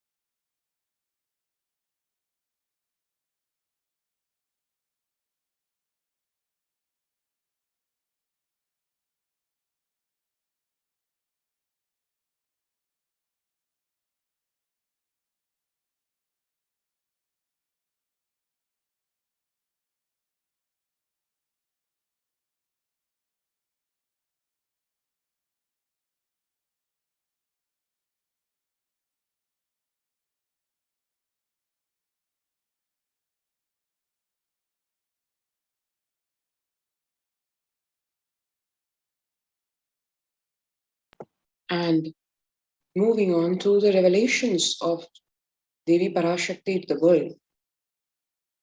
I came as Nijavatara. I am blessing you. Listen. People, listen. To do good to all of you, I have taken the form of Nithyananda and came down as Nijavatara. People of India, listen. Carefully listen. Time after time, Bharatam is Jnana Bhumi, where enlightened beings come. We cannot make Jnana Bhumi as infertile. Enlightened beings have to come. They have to live. It has to flower. Few hypocrites, because they are stuck in delusion, we cannot sacrifice the world. Cosmos cannot be destroyed. The ship I did to save cosmos from being destroyed, that is called Adi Kailasa. The ship I did to protect beings from Pralaya is Adi Kailasa. Because of conspiracy of Drohis and enemies' rule, the captain had to leave the ship. Before 12 years, knowing the great deluge that is going to happen, all Aushadhas, by this Guru Purnima, that Jnana Rasavadam, Navapashana is going to flower, allow people to come and take dip in Navapashana flower. People, whoever comes and dips in Vaidisarovar, they will not have deaths, they will not have corona. Crores and crores of people will come in line. Every day they will come and dip in Anandalingam. Listen well to my words. For India, I made ship as protection. The Nithyananda Navapashana Lingam in Vaidisarovar. Go to Adi Kailasa. O Indians, listen. All those regretting losing Nithyananda Nijavatara, without confusion, without talking just as lip service, go to Adi Kailasa. Crores of people will come there looking for help, Navapashana, water feast, and medicine to get health and protection and enlightenment. To protect India from the great destruction, I, Parashakti, made this huge ship. Even if captain is not there, ship is there. So one can see when the first world countries closed their borders, including during a massive global emergency, including for food, Kailasa has opened its doors to all without exception. And that includes literally the various de facto spiritual embassies of Kailasa across India. Adi Kailasa in Bidadi, Bangalore, Salem Adinam in Tamil Nadu, Tiruvannamalai Adinam in Tamil Nadu, Rajapalayam Adinam in Tamil Nadu, Puduvai Adinam in Puducherry, Pattanam Adinam in Tamil Nadu, Siragapadi Adinam in Tamil Nadu, Sripuram Adinam in Hyderabad, Madurai Adinam in Tamil Nadu, Avatipalayam Adinam in Tamil Nadu, Hosur Adinam in Tamil Nadu, Baroda Adinam in Gujarat. And as Kailasa rushes to aid India, as India finds itself on the verge of the COVID-19 third wave, multiple free COVID care centers opened across India. Various humanitarian services offered during the pandemic, and Kailasa's de facto spiritual embassies across India. Spiritual services offered during the pandemic, and the cosmic revelations on the global pandemic to support one and all to come through this COVID-19 pandemic.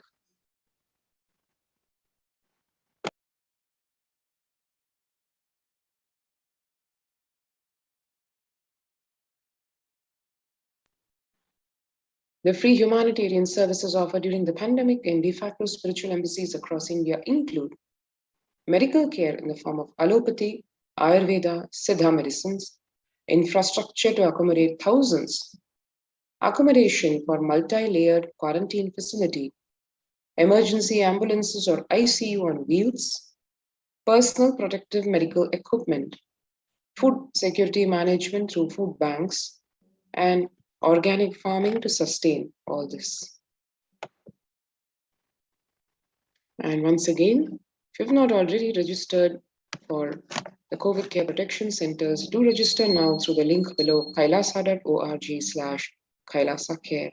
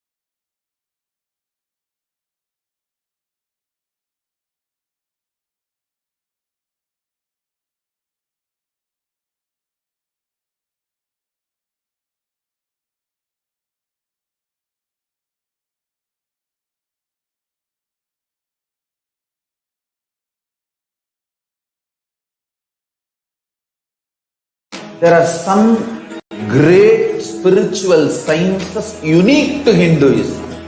Subtle, otherworldly, but definitive sign. Manifest the cosmic beings in Archavatara, deities in Nijavatara, living incarnations is possible. Understand? Kriya Pada of Vedas and Agamas elaborately explain the whole science of making the cosmic beings manifest in Archavatara, deities and Nijavatara, living incarnations, both. During the BHAVASAMADHI darshan, literally those cosmic beings manifest through this body. Just like how they manifest in Archavatara, deity, they manifest in Nijavatara, Pratyakshavatara, and give you all the boons you ask, bless you. You see, each God is an independent intelligence to lead you to enlightenment. Each God is a bridge for you to achieve the Shivatva, the ultimate Shiva consciousness. Krishna is the bridge for you to achieve the Krishna consciousness. But the Shiva consciousness, Krishna consciousness, all consciousness is one and the same. Ultimate consciousness only. So that energy itself completely expresses.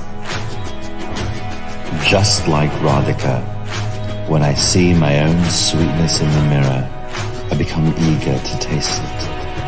I find that the only way to relish this sweetness is through the constitution of Sri Radhika. BHAVASAMADHI darshan is a window to the infinite expanse of consciousness, allowing us to glimpse the formless in a way that we can understand. It cleanses the karmas of lifetimes. It awakens our biomemory to the space of Paramashiva, the ultimate consciousness, and creates a deep and lasting transformation in us.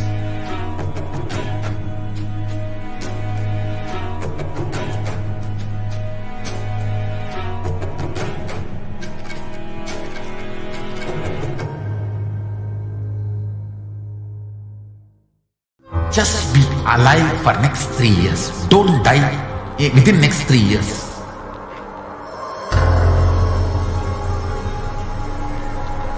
Just don't die within next 3 years. Be alive. Somehow be alive. I'm working sincerely. I will reach you somehow. Somehow I will reach you. It's my commitment to humanity.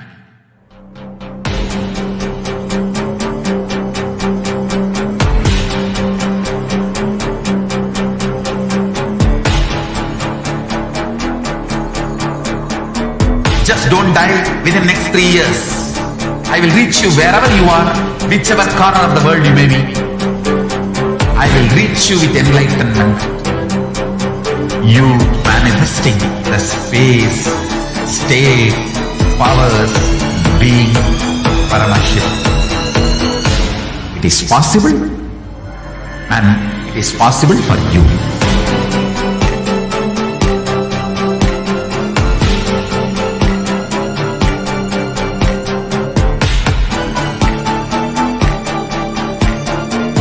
Paramashiva will reach you with enlightenment science. I know he is going to do the job. Just be alive for next 3 years. Nothing else.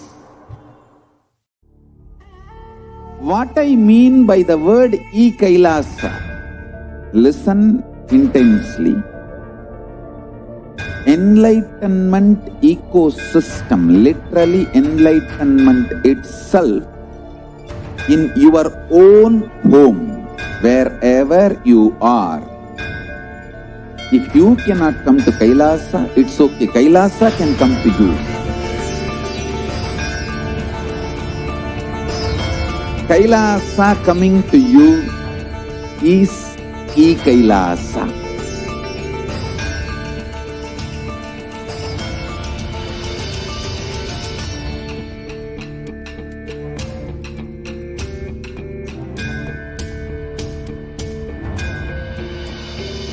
I will revive Hinduism.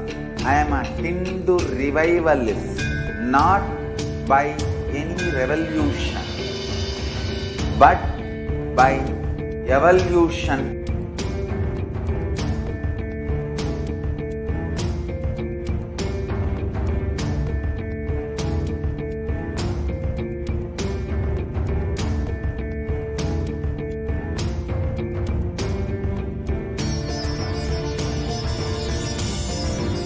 And setting model community.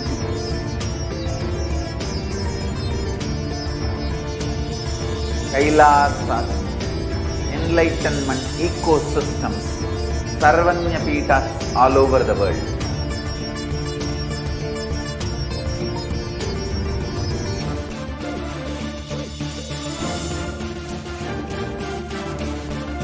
All powerful cognition, knowledge, only when you live power manifestation and possibilities manifestation happens. It's a fundamental truth.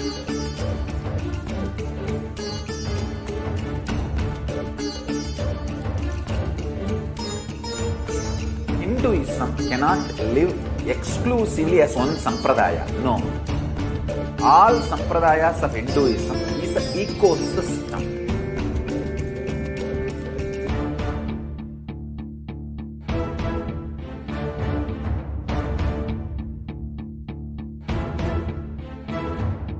So don't keep quiet thinking that if one sampradaya is attacked, only that sampradaya is going to be affected. All of us are ecosystems.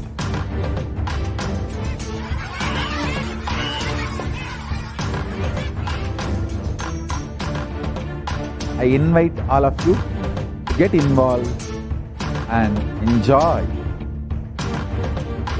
Hinduism by the principle of Dharmo Rakshati Rakshitaha. When you protect Dharma, Dharma protects you. We will make the whole planet flourish spiritually. The spiritual prosperity will happen to the whole planet. We all have to coexist together.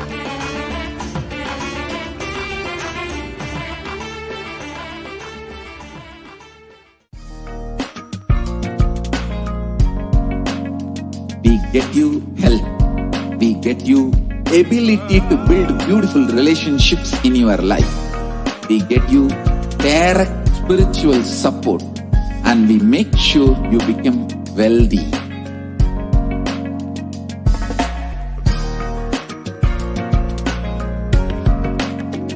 We won't stop giving you just good life. We will literally not stop till you live enlightened life. Manifesting the state of Paramashiva, space of Paramashiva, powers of Paramashiva, being of Paramashiva.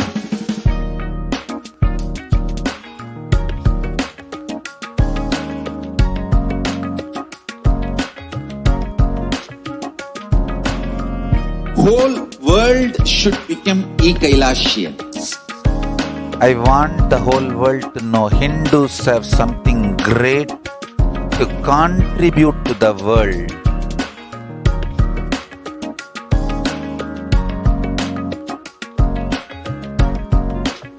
We have something great to contribute to the world. Let us do that.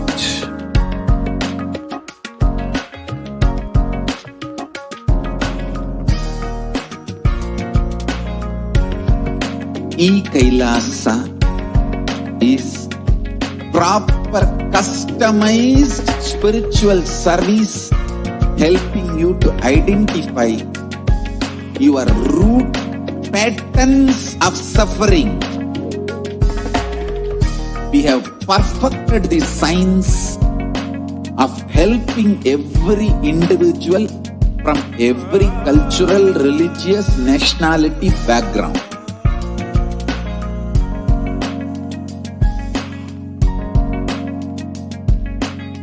You will have lowest reactionary assumptions, highest awakened response alive response for life continuously.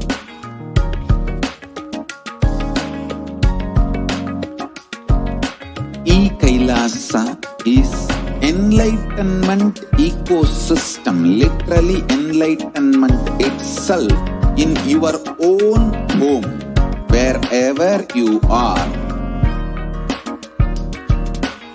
Proper customized spiritual service helping you to complete with your life negativity.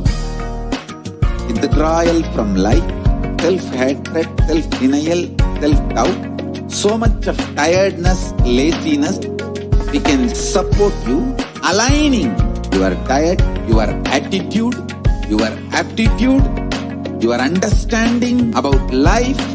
We can help you with everything.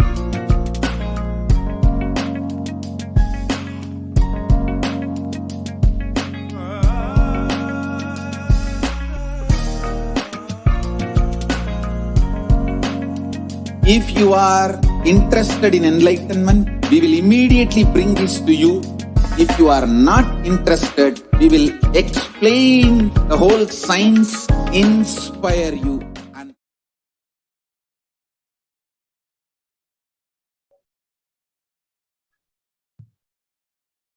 Nithyanandam. So next segment is going to be about the experiences to be shared by the participants of the COVID Care Protection Center in Adi Kailasa Nithyananda Paramashivam. Joining with us is Srinithya Digambarananda Ayya from Mumbai. So Nithyananda Ayya, I welcome you to the show today. Thank you so much for joining us. And would you like to share your experiences on what made you to come and join us in this COVID Care Protection Center, and how has been your stay so far?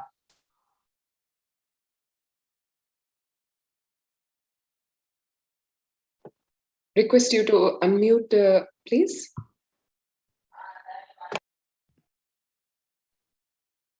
Nithyanandamma, thank you. I am very fortunate to be here in the sacred land of Adi Kailash. The land itself blessed by Paramashiva. Just to be here is a great opportunity and a great fortune. So, following the Parashakti predictions by Swamiji, so full COVID care prevention center, Adi Kailash, when it was declared, immediately I came here following Guru Vak. And here it is very different from the outside world. From the day I am here, there is no sign of any COVID, this thing. No word is also not there. Otherwise, everywhere in the outside world on TV, everybody is screaming COVID, COVID. And everybody, and you hear a lot of people being affected. There are a lot of deaths also happening. Now, in the first wave, there were, it was not near us, but now some of our relatives also they have passed away. It is very difficult in the outside world, but it is very peaceful and divine here. Every day is a great beginning. Blessings from Paramashiva. We do yoga in the morning. The freshness is there, induced. And when we go to the temple, that is absolutely divine. The place of Paramashiva, Kalpavriksha is there, and all the deities are live. Now enjoying the Brahmotsava. We are very fortunate to be part of the Brahmotsava going live every day. Nithyanandeshwara Brahmotsavam. And on top of that, Swamiji is blessing with his satsang, his presence. It is simply like Paramashiva is here and we are the Ganas, Shiva Ganas here, enjoying the presence of Paramashiva. Very divine, and everybody is enjoying, all nice Kailashians enjoying together. Yes. Wonderful, Aya. What are the activities that you guys do as part of the COVID Care Protection Center? Like, do you want to share your experiences of being in the temple, and what are the things that you're experiencing as part of your COVID Care Protection Center team? Yes. Our morning spiritual routine is very strong. Morning yoga. Then after that we have neem juice, and then the detox specified castor oil we are taking, and at night haritaki. And then steam is also given as per it. Immunity is very strong here, especially the morning spiritual routine we are doing. That is immensely boosting our immunity. We feel the freshness in our bodies. So it is so fresh and strong that we don't feel that any COVID can ever touch us. It is the liveliness here. Not only each and every person is so lively, and they are so engaged in different projects, different fields. Some are doing Gurukul work, some are doing some mechanic repairing work, some are doing some gardening work. In all these activities, they are so busy and live. At COVID, that the strength and immunity which is freshness induced, we don't find any distance or any happening that COVID can ever touch us. That is not in the minds at all. It is completely lost. Great, Aya. Great. I wanted to ask you, yeah, you're from Mumbai, and from whatever we have seen in the reports in newspapers, social media, or even from people, we've heard quite a lot in terms of impact due to COVID, specifically in the metro of Mumbai, given the dense population.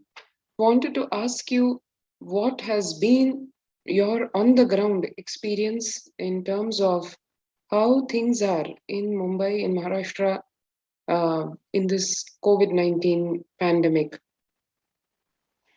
Yes, ma. It is very difficult actually.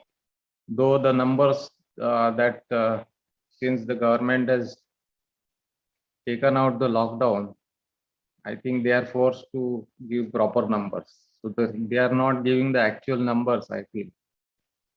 Because lot of deaths are happening still. And the reported ones, I don't think they match. On the ground, it is actually poor. And though because of the TV reports, everybody has been outgoing now, that they are going and roaming freely. But I think it will spread more because of that. Since August, it is predicted, I think everybody has lowered their guard because of the media reports and government figures. But actually, it is going to be very, very difficult actually after this. Already, there are many people affected. I am hearing someone has, this one has died, that one has died, some relatives, friends. Deaths are happening.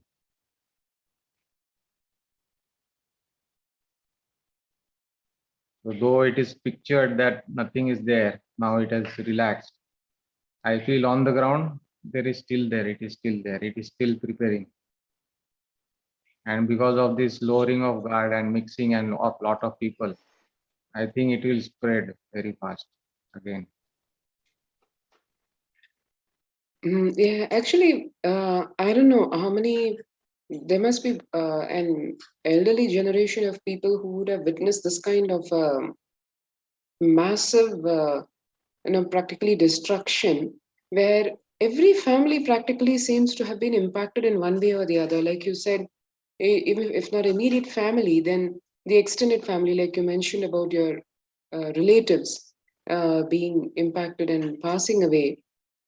In the recent past, for most of us, even if diseases have taken over a toll where, say, a whole state is impacted or a whole community is impacted, don't think we have heard anything where across a whole state, a whole nation, the whole world, everybody is impacted in one way or the other, either in terms of themselves or their immediate families or their extended families, or as a blanket, the stress and the anxiety and the depression that came along with this COVID-19 pandemic.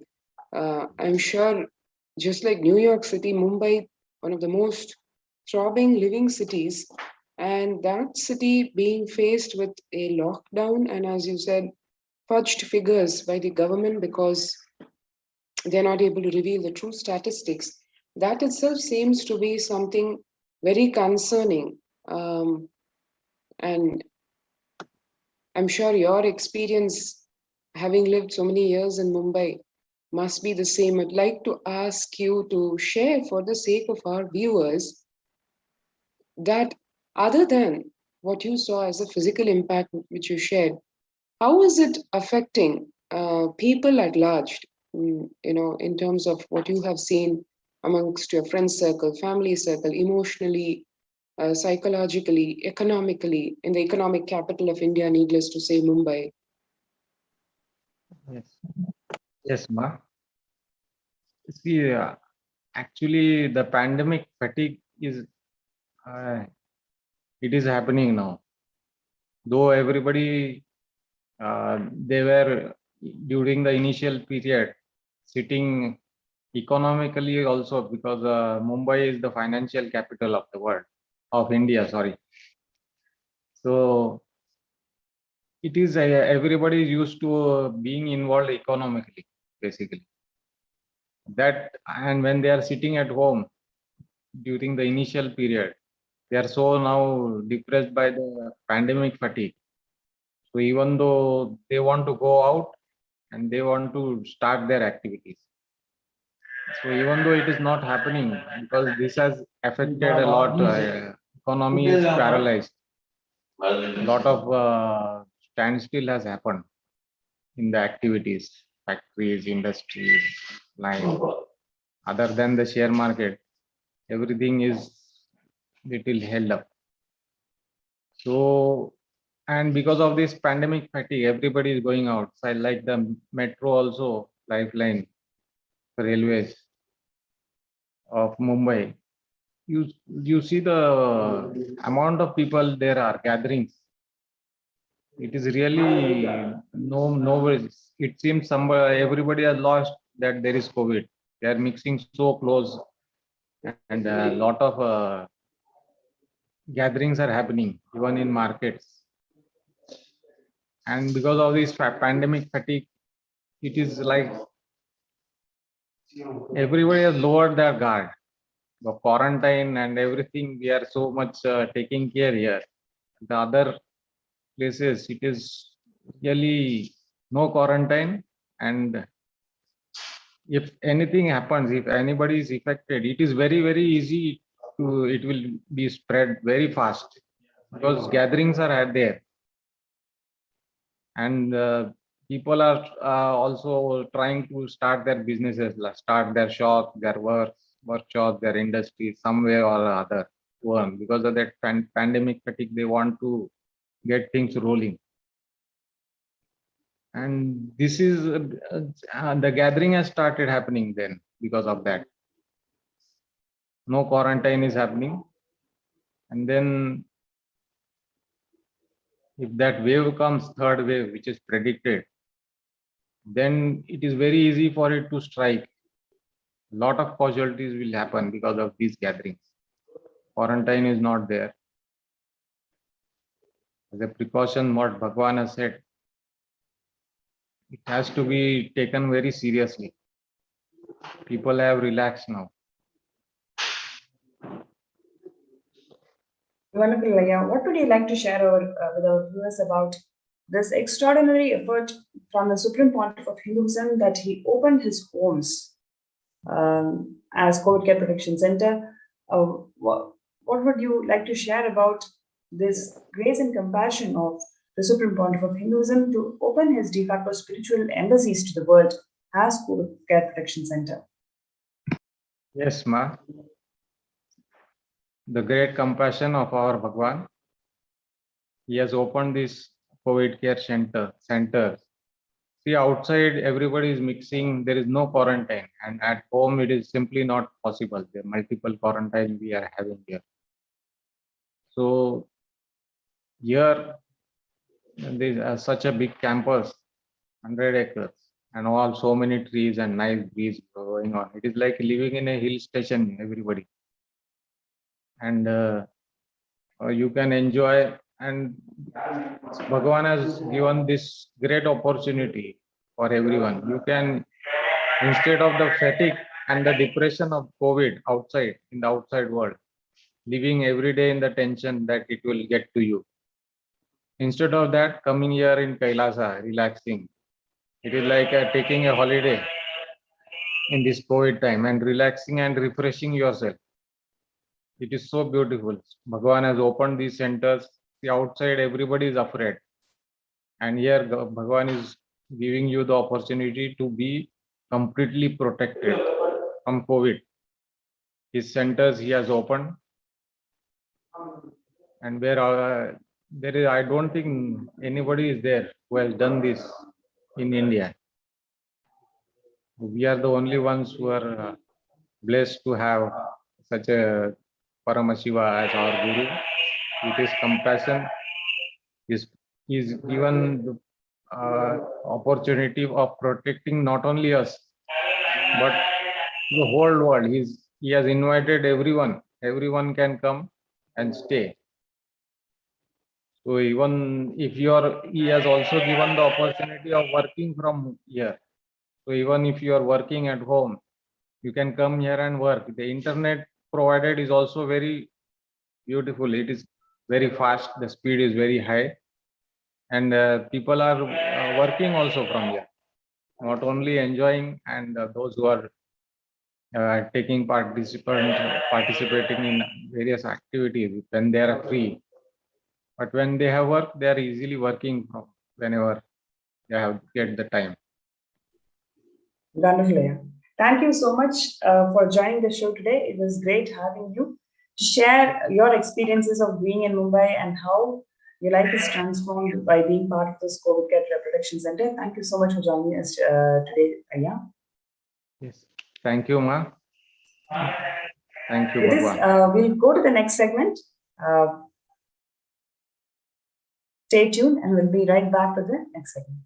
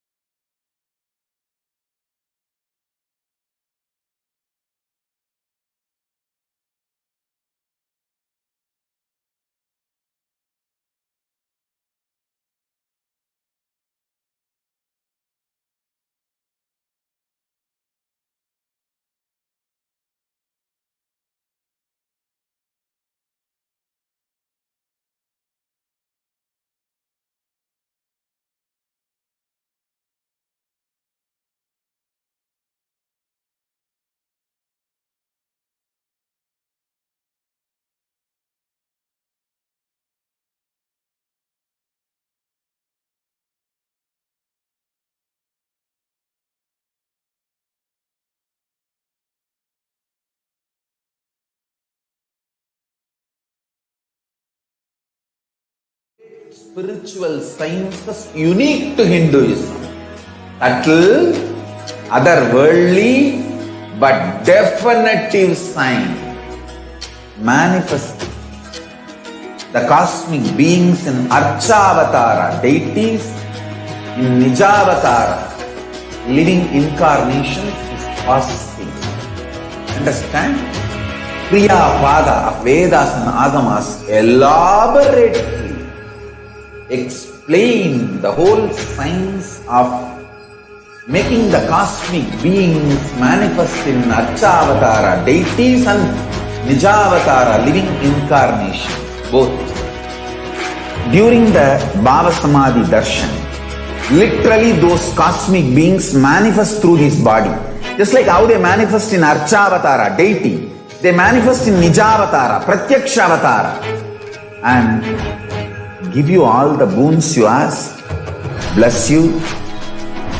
You see, each God is an independent intelligence to lead you to enlightenment. Each God is a bridge for you to achieve the Shivatva, the ultimate Shiva consciousness. Krishna is the bridge for you to achieve the Krishna consciousness. But Shiva consciousness, Krishna consciousness, all consciousness is one and the same. Ultimate consciousness only. So that energy itself completely expresses. Just like Radhika, when I see my own sweetness in the mirror, I become eager to taste it. I find that the only way to relish this sweetness is through the constitution of Sri Radhika. BHAVASAMADHI darshan is a window to the infinite expanse of consciousness, allowing us to glimpse the formless in a way that we can understand. It cleanses the karmas of lifetimes. It awakens our biomemory to the space of Paramashiva, the ultimate consciousness, and creates a deep and lasting transformation in us.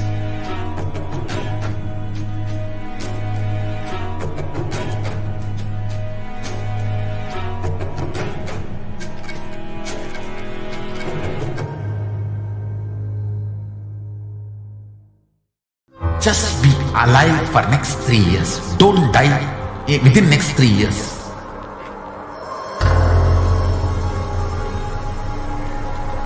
Just don't die within next 3 years.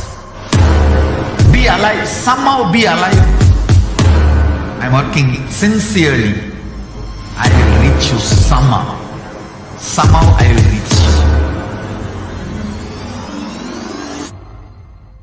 It's my commitment to humanity.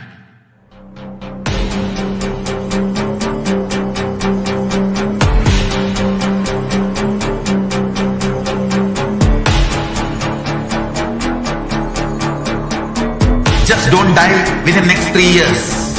I will reach you wherever you are, whichever corner of the world you may be. I will reach you with enlightenment. You manifesting the space, state, powers, being Paramashivoham. It is possible, and it is possible for you.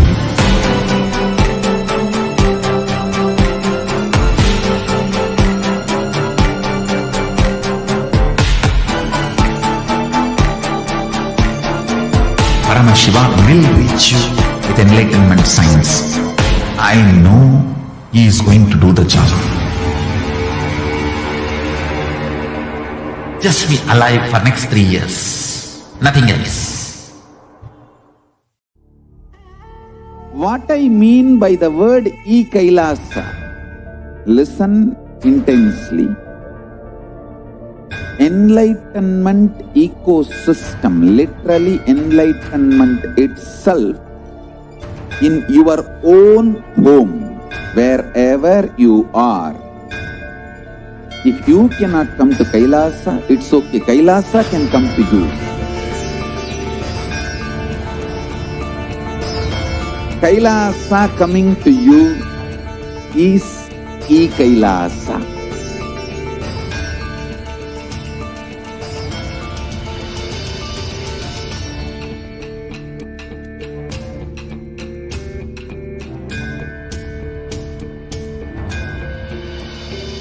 I will revive Hinduism. I am a Hindu revivalist, not by any revolution, but by evolution.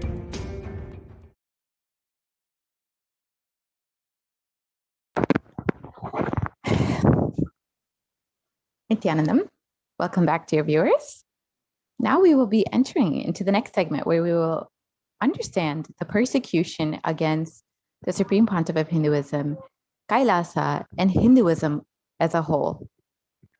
We will understand what the Supreme Pontiff of Hinduism has done in building the Kailasa's Nithyananda Hindu Library, the world's largest collection on Hinduism.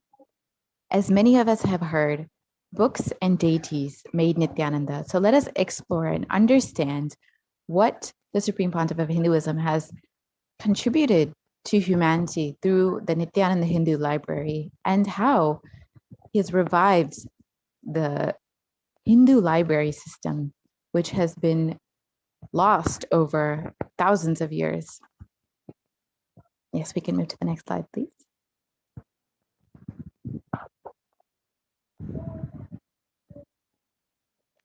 So here's the Shastra Pramana for the Avatar Leela Amrita from Srimad Bhagavatam.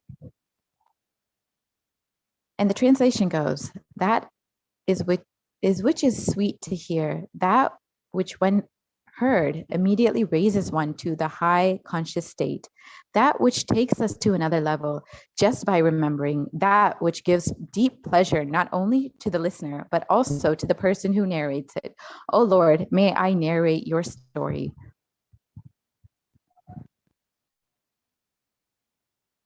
Yes, we can move to the next slide. Arunachala is the giver of the Supreme Pontiff of Hinduism, Jagadguru Mahasannidhanam, His Divine Holiness, Bhagavan Nithyananda Paramashivam. The Arunachala Purana is the epic history of Arunachala, revealed that at that point in time, Lord Shiva made a promise that he will always be available in Arunachala or Tirunamlai in three forms: as the hill, Arunachala; as the Jyotirlingam, the Arunachaleshwara Shivalingam in the temple; and in the form of living incarnations in this holy town of Tirunamlai.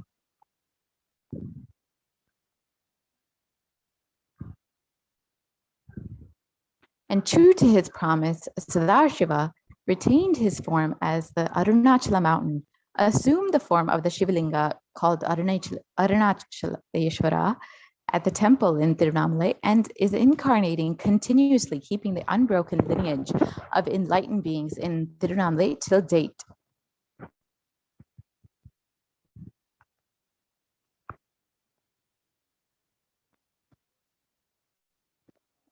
And Paramashiva has promised the distance protection. And in this Pramana, it translates, O Brahma and Vishnu, since I have graced both of you and given boons to both of you in this sacred energy field, let the land for a radius of 3 yojanas around the sacred energy field be pure and sacred. Let this hill of red fire turn into a small form of a hill. This sacred energy field that bestows the liberation with supreme bliss without any hindrance will be called Arunapuri.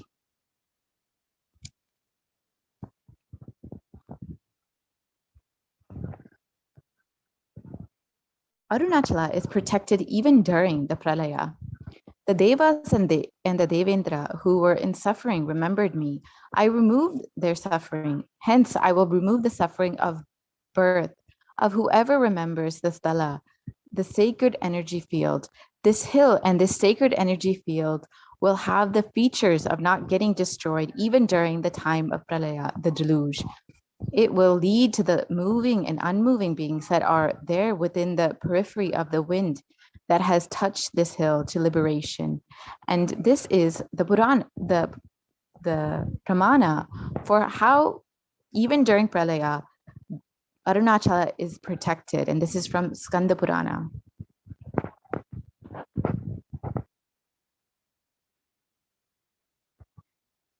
Yes, we can move to the next slide, please.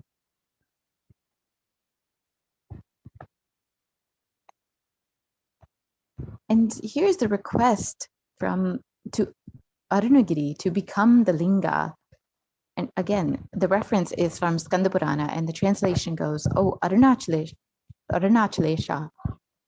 the one who has become the hill. People are used to fetching water and offer sacred bath to you, as against the rain, the showers from the sky, to offering pearl garlands to you, as against the stars themselves, to be pearl garlands, to bringing lamps and show lamps to you, as against the sun's rays themselves to be lamp. Hence, for the sake them doing worship to him with sacred bath, they prayed that he graces them by assuming the form of a linga below the hill.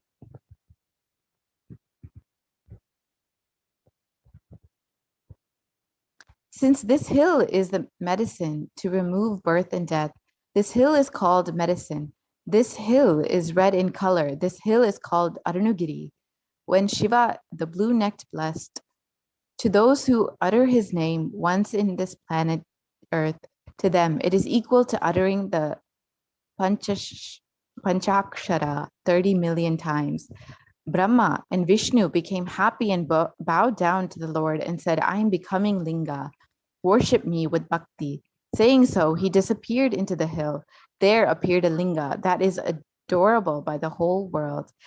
They saw that linga and worshipped it, sang in praise of it, and showered flowers on it, became ecstatic, happy, and danced in bliss, and called the divine sculpture called Mayan, and made him construct the temple tower, halls, and beautiful compound walls that cannot be compared with anything. And this is, again, another reference for Arunachala in Arunagiri. And this is the Supreme Pontiff of Hinduism's vision. As he says, my vision is my integrity to you. Making Advaita the root cognition in every field on planet Earth is my mission, for which I landed in this body, for which I assumed the human body. I will do this mission. This is the purpose of my birth.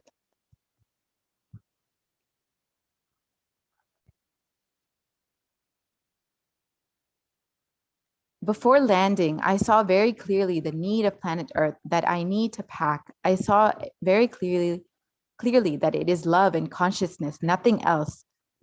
Planet Earth does not need intelligence to create infrastructure. It needs a little bit more consciousness and love in the hearts of the decision makers. When I landed, I saw very clearly now humanity needs only one thing, inner awakening.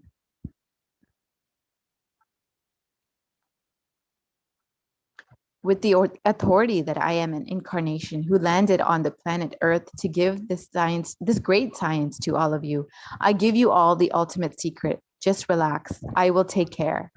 And this is the promise of Swamiji, the Supreme Pontiff of Hinduism, to humanity. So what is the Grantha Samadhi? Grantha Samadhi is the most important of all samadhis, which has kept Hinduism alive. All scriptural books, palm leaf documents, which are kept in one room and maintained, is a Grantha Samadhi. The Grantha Samadhi means energy center of spiritual books. So what is the need of an incarnation for decoding scriptures? According to the Supreme Pontiff of Hinduism, speaking on Arunagiri Yogeshwara, his guru, he explains his classes when he teaches, if he talks 10 words, at least 10 terabyte material will be downloaded. Understand, if he talks 10 words to me, 10 terabytes of material will be downloaded into my brain. O humanity, I have the science revealed by Paramashiva. Only an incarnation can decode and make it user-friendly. Others, at best, can give you a translation. So this is the need for an incarnation to decode the scriptures. And these are in the words of the Supreme Pontiff of Hinduism himself. And the immediate need of 100 million scriptures. The Grantha Samadhi is absolutely essential for keeping Hinduism alive. When the avatar happens, the Grantha Samadhi is needed as the avatar is ready to revive to them. The colossal amount of work is required for preserving these 20 million Grantha Samadhis. Apart from this, rest of the 80 million also need to be downloaded.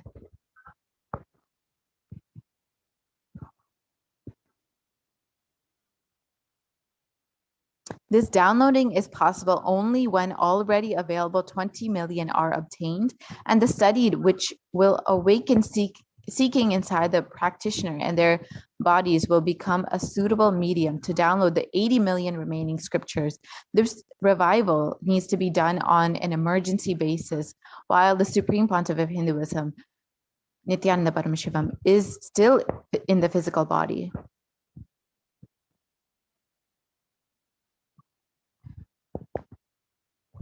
So what is the Supreme Pontiff of Hinduism's vision for the Grantha Samadhi, the Kailasa's Nithyananda Hindu Library? The Grantha Samadhi, these have been the vehicle for preserving the timeless knowledge, the seed, the notes of the cosmos, which the Supreme Pontiff of Hinduism is now bringing to life. The goal of Kailasa's Nithyananda Hindu Library is to create the largest repository, Grantha Samadhi home, to living deities of scriptures, transmitting powerful cognitions to humanity.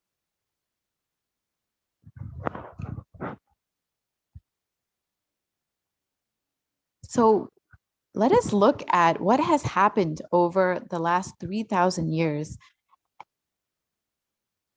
and what Hindus have suffered during the Hindu Holocaust.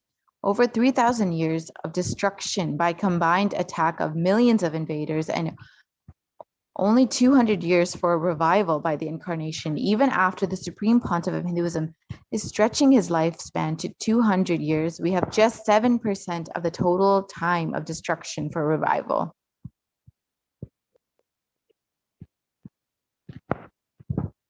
At one point in time, every Hindu temple had a library.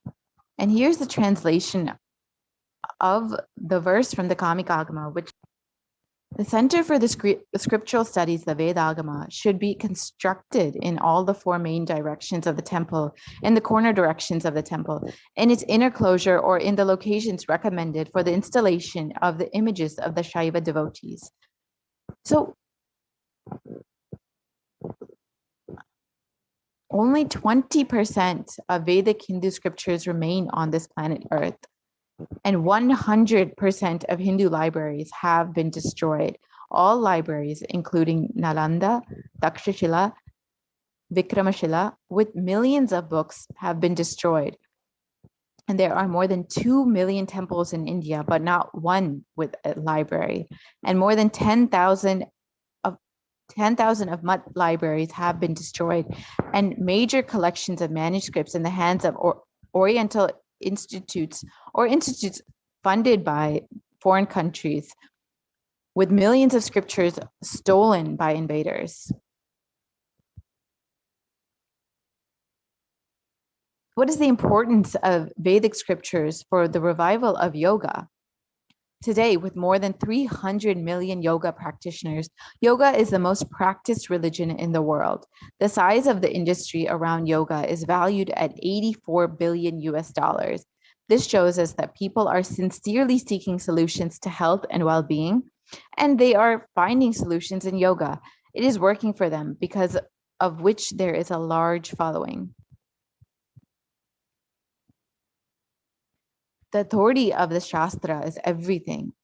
So even though there's such a huge demand for yoga, to get the real desired benefit of the practice instead of the side effect, aligning with the original context and the technique is required. This is only possible through the study and implementation of the Shastras, the scriptures.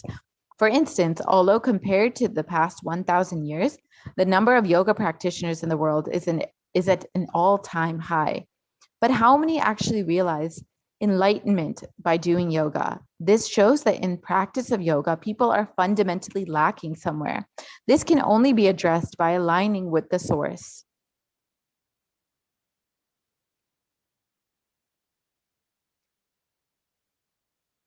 Let us understand the revelations of the Prathama Vinyasa Krama. So these are some of the rare manuscripts that have been compiled when making the Prathama Vinyasa Krama, when the Supreme Pontiff of Hinduism revealed the Prathama Vinyasa Krama and referenced these sacred manuscripts and scriptures for getting the original reference from the source text. So these include Shiva Samhita, and many more. So here are some other sacred scriptures and rare manuscripts that the Supreme Pontiff of Hinduism has been sharing with humanity, which includes the Bhaga Shastra, which is the science of cooking, and the Vijnana Bhairava Tantra, which is the science of unclutching, the Mrigendra Agama, which is the science of cosmology, and the Sarvajnota Agama, which is the science of Shashtanga Yoga.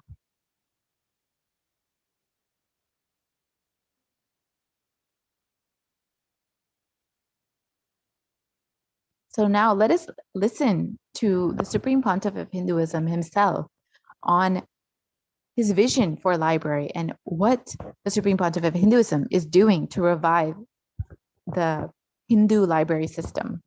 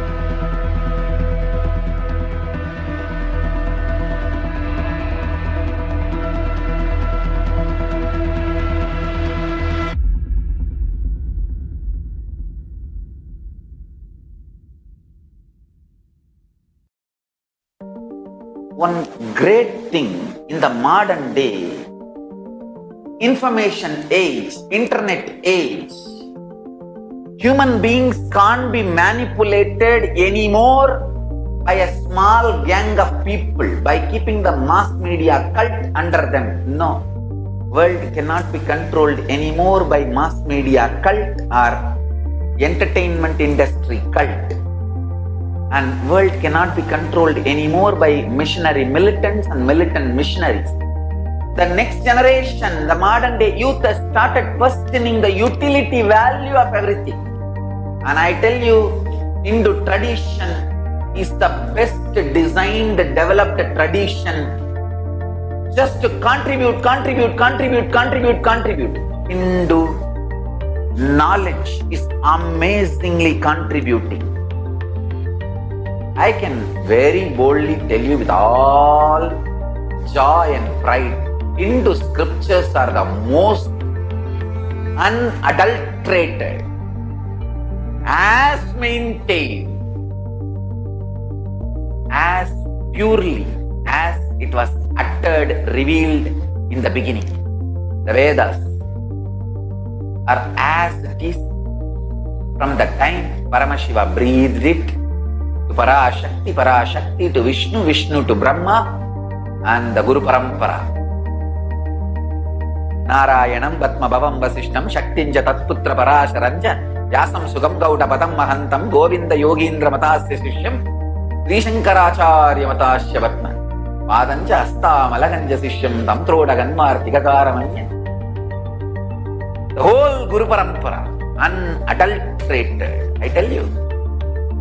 History, geography, astrology, astronomy, cosmology, physics, chemistry, biology, medicine, mysticism, religion, economy, in every field, administration, social justice, law and order, in every field, the field of education itself, spirituality, superconsciousness, power manifest in every level. Nothing compared to the extreme life positive knowledge source of Hinduism. This is the most non-violent, life positive knowledge tradition in every field. Unimaginable knowledge source is lying in that 2,20 million source books of Hinduism. Around 10,000 traditions are still alive. I am not talking about what we lost, what we still have, kept it alive, at least in the museums, which I can revive. I can add flesh and bones to this whole scriptures and make it living, alive lifestyle. I want all Hindus to start becoming real Hindus, non-violent, extremely life positive and contributing. This is what is the core identity of Hinduism. Let's start living the core identity, core narrative of Hinduism. That's the best strategy to stop the Hindu Holocaust. I tell you, Hindus have a great future. I want all the Hindus who are interested and listening to me, all of you, please wake up and start contributing more and more and build contributing lifestyle. That's the best way to stop the Hindu Holocaust. At least 10% of the Hindus should become Brahmana by Varana. Only then we can collect all these books and store it properly, make digital and physical libraries and practice those knowledge, build laboratories and teach this knowledge to the whole world. This is what is my life's mission. Of course, translation, making it searchable, making it user-friendly, indexing, all this work put together. That is the purpose for which I started this Nithyananda Hindu Library. I will establish the most authentic, world's largest physical and virtual library and Hindu university. Hindu literatures are made illegitimate, stolen. Many concepts and principles and ideas are stolen. And Hindus are made to feel that literatures are all just mythology and faltu and just somebody's fantasy. I will make sure enough scientific researches are done, proper documentations are done, analysis are done. Not only I will collect compile, organize the world's largest Hindu knowledge resource library. I will make all of it user-friendly for the whole world by making virtual Hindu library available for the world. I am very clear. I am going to collect everything related to Hinduism. The source scriptures, various commentaries and translations, good or bad. Some translations are true to the original, some are 80% true, some are 70% true, some are absolutely distorted. But I am going to collect everything, organize, index. My initial level plan is 10,000 students will be able to reside and study. 2 crore means 20 million Hindu scriptures. And largest virtual library, very organized and made user-friendly.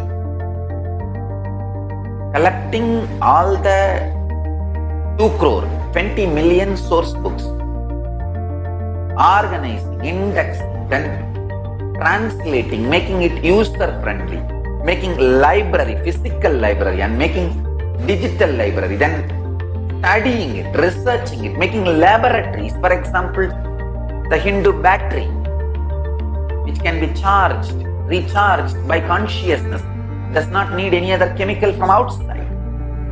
The Hindu aircraft, which can fly through the conscious sound technology, the consciousness-based light technology, sound technology, consciousness-based biology, consciousness-based biology-based technology. When consciousness starts growing in your biology becomes totally different, and that biology can be used to fly, empower, energize multiple machineries in Hindu tradition. Collecting this 2 crore, 20 million scriptures, organizing, indexing, translating, building laboratories, not just libraries, laboratories, universities, where we conduct clinical trials, medical trials, scientific researches. Everything gets organized, made user-friendly for the humanity and shared with the humanity free of cost. I invite people from all over the world to share your time, treasure, talent. I invite all the practicing Hindus, living, practicing Hindus and Hindu sympathizers, 200 crore, 2 billion population. At least 10% of you, 2 crore, please come and become Brahmanas by Varna. Let's take up this project of reviving Hindu knowledge, contributing Hindu knowledge. Jatis belongs to Brahmana or Vaishya or Kshatriya or Shudra does not matter. An Acharya incarnation, Avatara Purusha, has a right to declare which Varna you belong to. Whether you are Shudra by Jati, Vaishya by Jati, Brahmana by Jati, or Kshatriya by Jati, don't worry. Decide to change your Varna to Brahmana Varna by taking up this responsibility of Nithyananda Hindu Library. I already started the work. Last 20 years I am doing work in this line. It is time. In next few years you will see the fruit. this revival of Kailasa, Nithyananda Hindu Library, it starts. It can never end.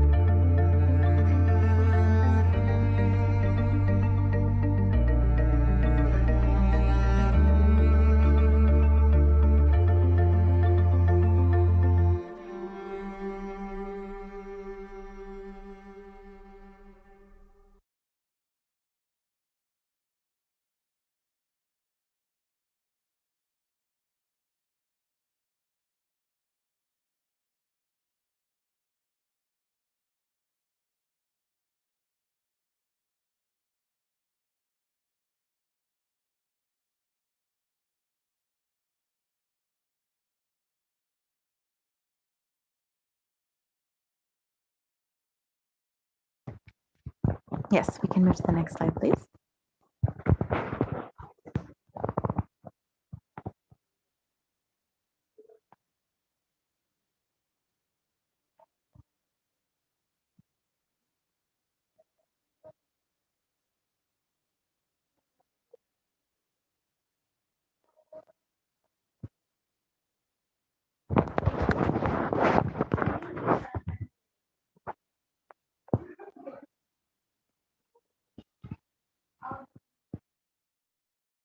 Spiritual sciences unique to Hinduism. Subtle, otherworldly, but definitive sign. Manifesting the cosmic beings in Archavatara, deities in Nijavatara, living incarnations is possible. Understand? Kriya Pada of Vedas and Agamas elaborately explain the whole science of making the cosmic beings manifest in Archavatara, deities and Nijavatara, living incarnations, both. During the BHAVASAMADHI darshan, literally those cosmic beings manifest through this body. Just like how they manifest in Archavatara, deity, they manifest in Nijavatara, Pratyakshavatara, and give you all the boons you ask, bless you. You see, each God is an independent intelligence to lead you to enlightenment. Each God is a bridge for you to achieve the Shivatva, the ultimate Shiva consciousness. Krishna is the bridge for you to achieve the Krishna consciousness. But the Shiva consciousness, Krishna consciousness, all consciousness is one and the same. Ultimate consciousness only. So that energy itself completely expresses. Just like Radhika, when I see my own sweetness in the mirror, I become eager to taste it. I find that the only way to relish the sweetness is through the constitution of Sri Radhika. BHAVASAMADHI Darshan is a window to the infinite expanse of consciousness, allowing us to glimpse the formless in a way that we can understand. It cleanses the karmas of lifetimes. It awakens our biomemory to the space of Paramashiva, the ultimate consciousness, and creates a deep and lasting transformation in us.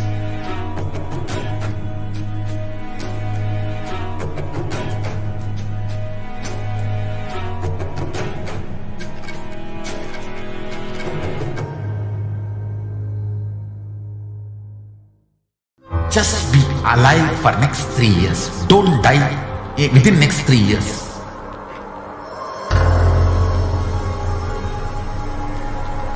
Just don't die within next 3 years.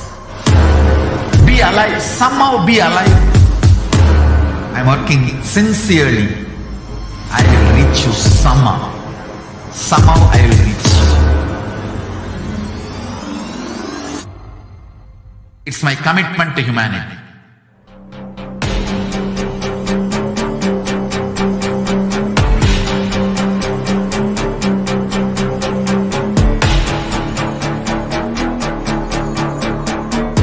Just don't die within the next 3 years. I will reach you wherever you are, whichever corner of the world you may be. I will reach you with enlightenment. You manifesting the space, state, powers, being Paramashivoham. It is possible, and it is possible for you.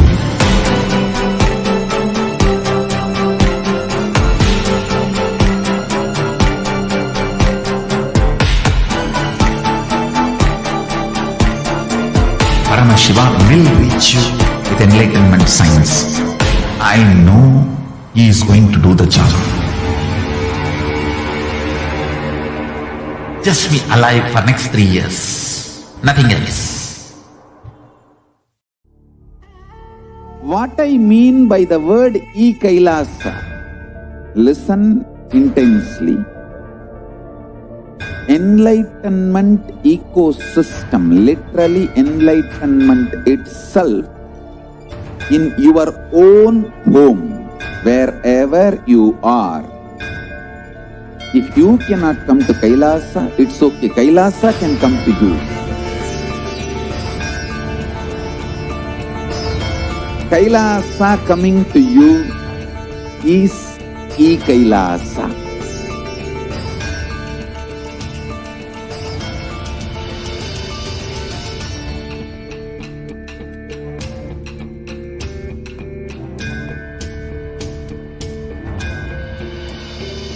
I will revive Hinduism. I am a Hindu revivalist, not by any revolution, but by evolution.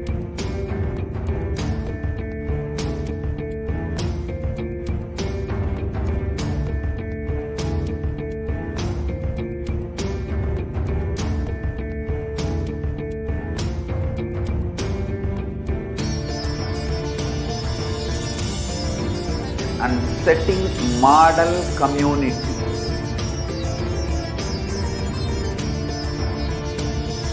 Kailasa, enlightenment ecosystems, Sarvanya Pitas all over the world.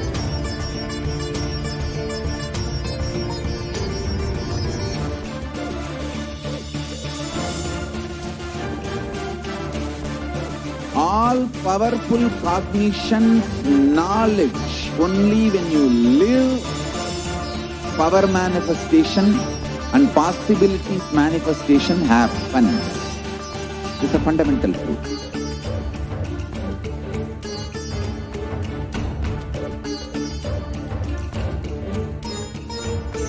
Hinduism cannot live exclusively as one sampradaya. No. All sampradayas of Hinduism is an ecosystem.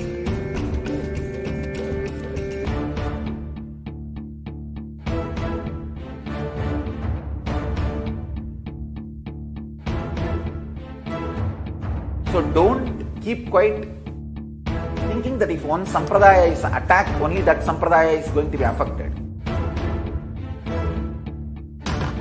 All of us are ecosystems.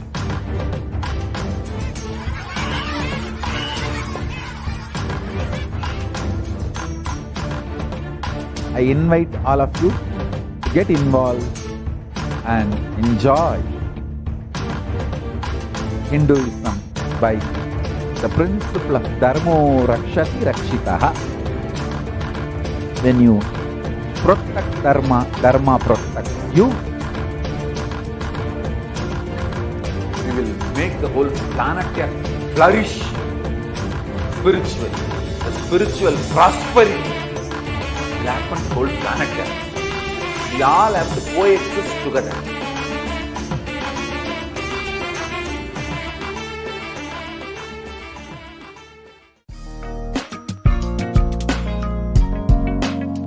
We get you health.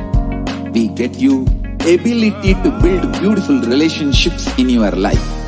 We get you direct spiritual support, and we make sure you become wealthy.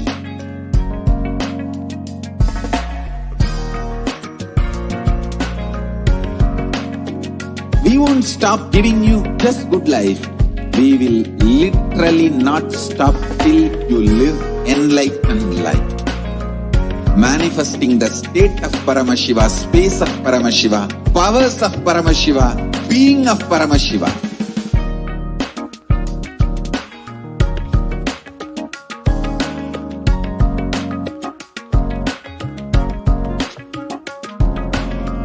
Whole world should become Kailasians. I want the whole world to know Hindus have something great to contribute to the world.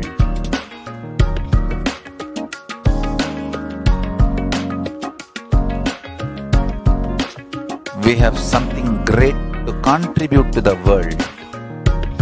Let us do that.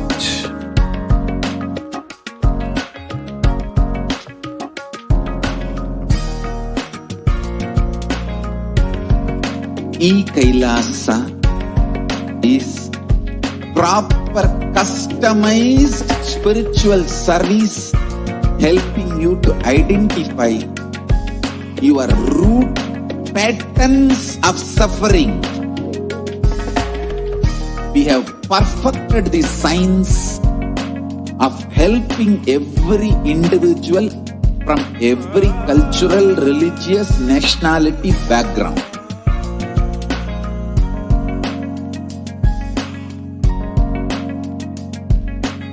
You will have lowest reactionary assumptions, highest awakened response, alive response for life continuously.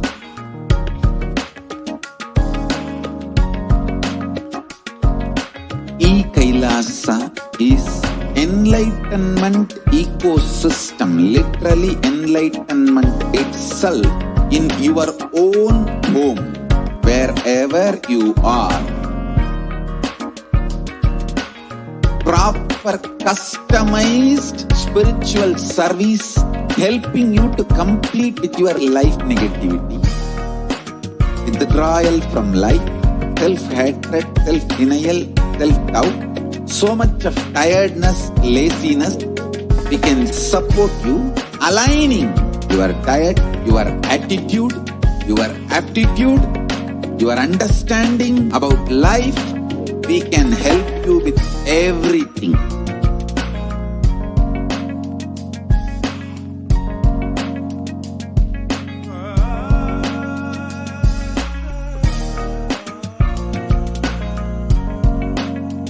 If you are interested in enlightenment, we will immediately bring this to you.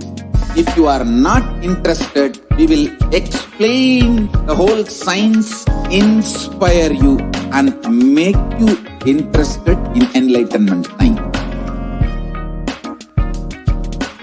We need to cater this enlightenment science to the whole world wherever they are, because enlightenment is the birthright of all human beings. Kailasa is responsible to provide that to all human beings.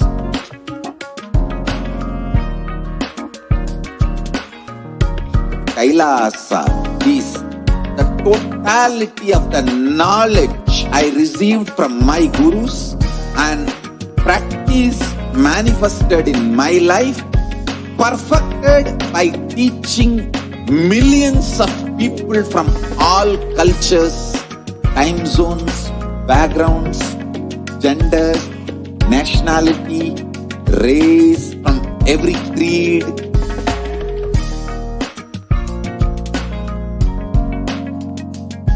So this absolutely perfected knowledge available to you, served to you in your home without even you moving out of your couch, free of cost.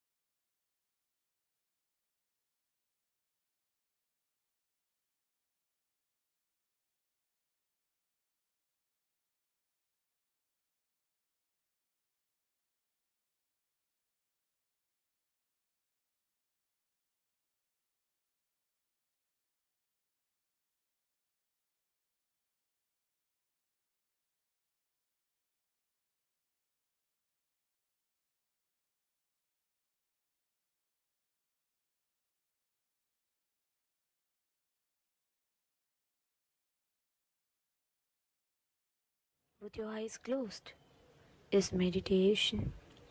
Connecting with the divine with your eyes open is darshan. Come, let us all now move from meditation to darshan. Slowly, very slowly, please open your eyes.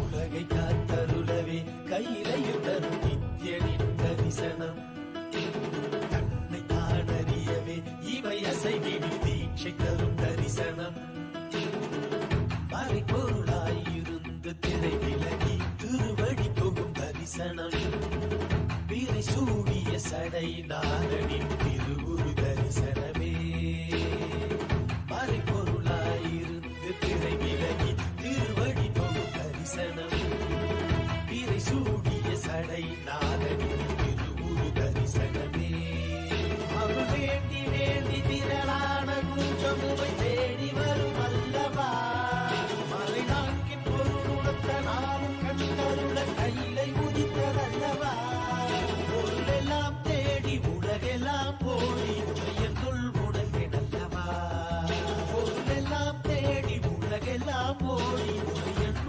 உணர்ந்தல்லவா உலகை காத்தருளவே கையிலையில் தரும் என் தரிசனம் தன்னை தான் அறியவே இவை அசைவிடி தீட்சை தரும் தரிசனம்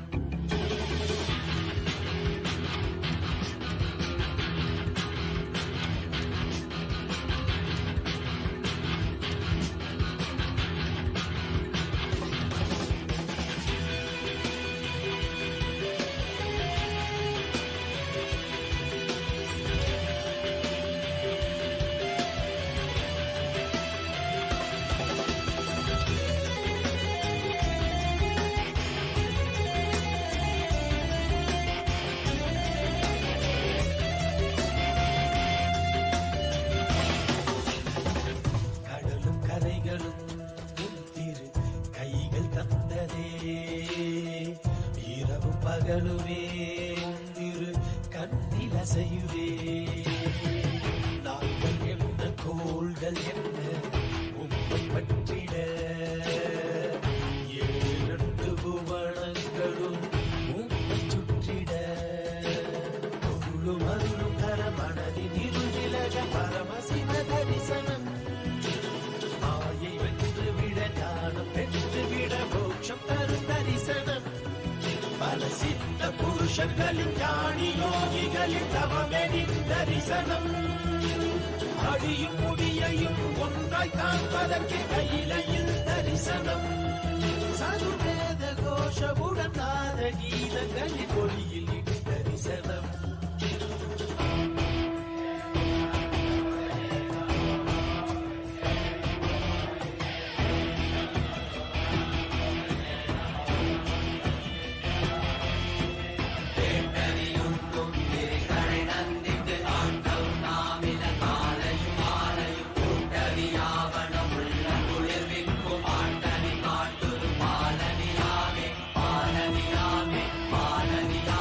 பாலனியாமே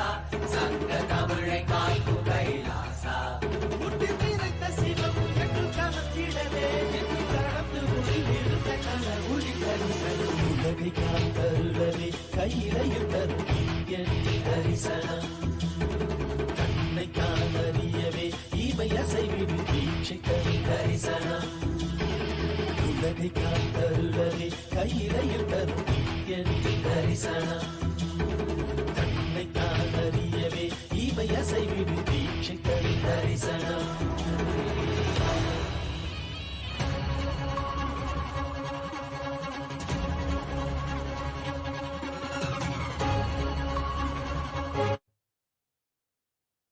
ॐ नित्यानन्देश्वर परमशिवसमारम्भाम् नित्यानन्देश्वरि पराशक्तिमध्यमाम् अस्मदाचार्यपर्यन्ताम् वन्दे गुरुपरम्पराम्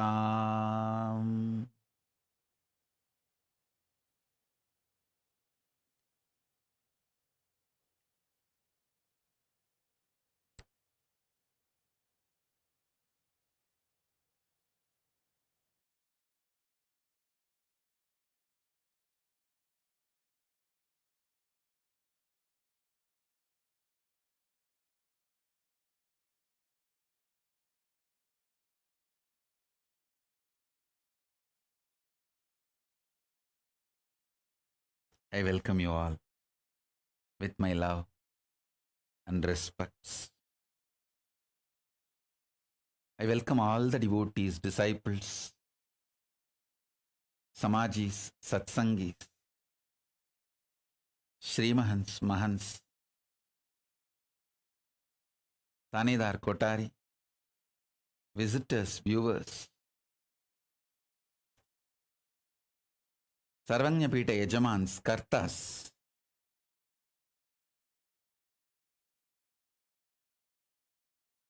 Vidyeshwara, Ganeshwara, Mantreshwara, Lokeshwara, Astreshwara.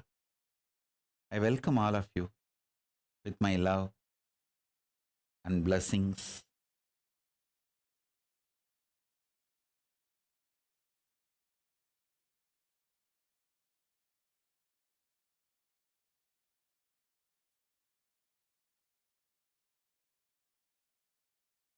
Paramashiva's message from Kailasa.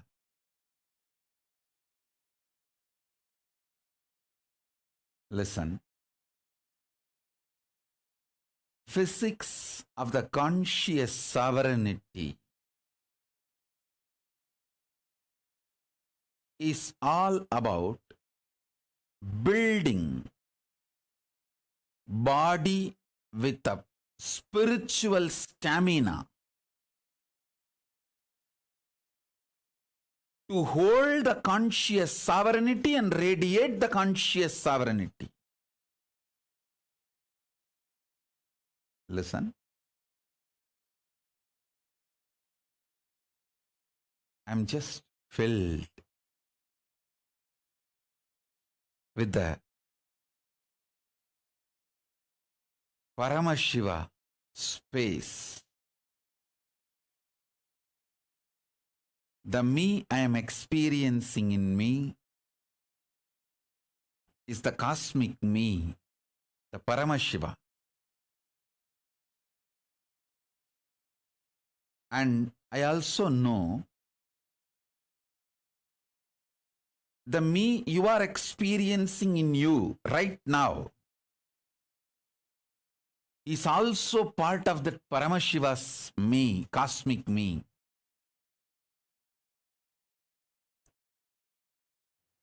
With this deep love of oneness, you are Paramashiva, I am Paramashiva. We both put together is part of Paramashiva.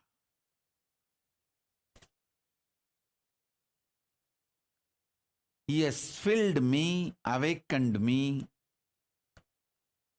enlightened me, manifesting in me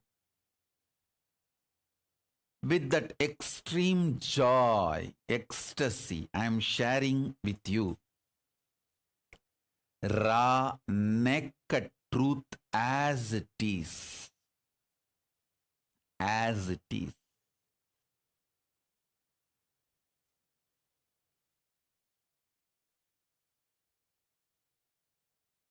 Listen with extreme love and compassion. I am sharing it as it is. Listen.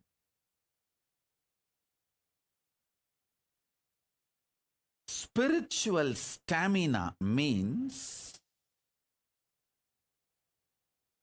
your ability to cognize Paramashiva, letting him manifest his will, his experience of himself. That is what is most important. See,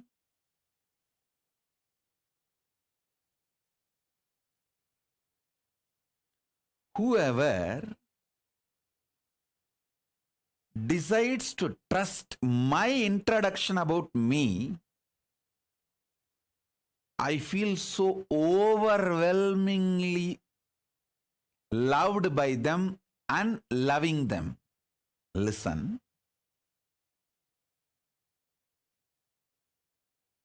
Love means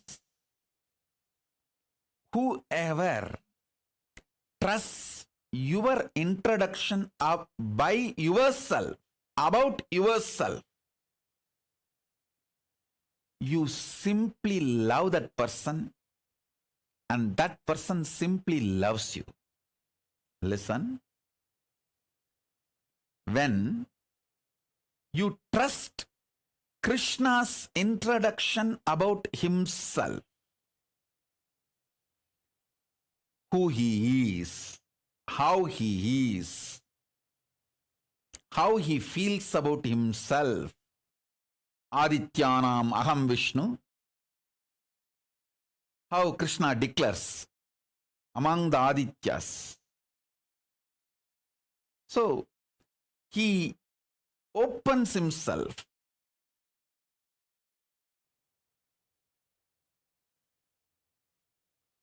When you feel connected, you decide to feel connected, you choose to like, love, trust what Krishna introduces about him as him, as himself. When you decide to trust, simply Krishna consciousness manifests in you.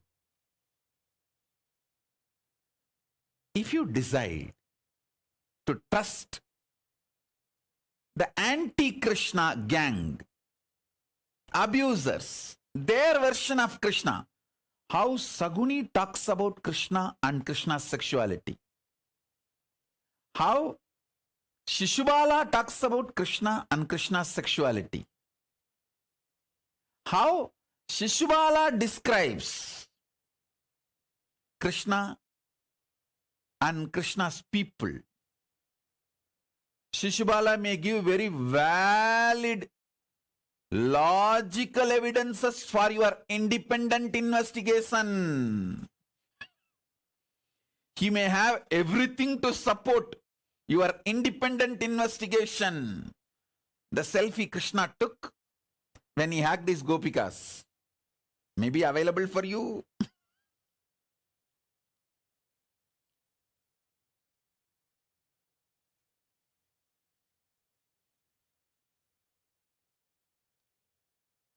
Whether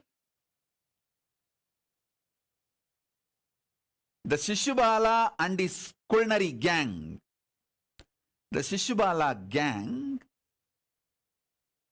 is able to convince you or not able to convince you, the moment you decide to follow Shishubala's description about Krishna, you will reach the same space Shishubala is in. You will attract the same kind of people Shishubala like. and you will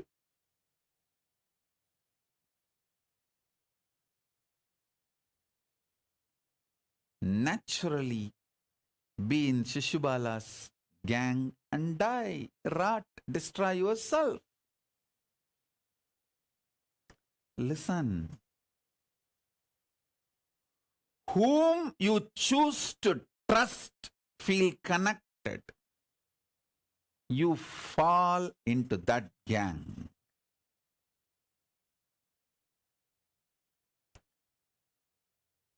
Whenever you choose to decide, you decide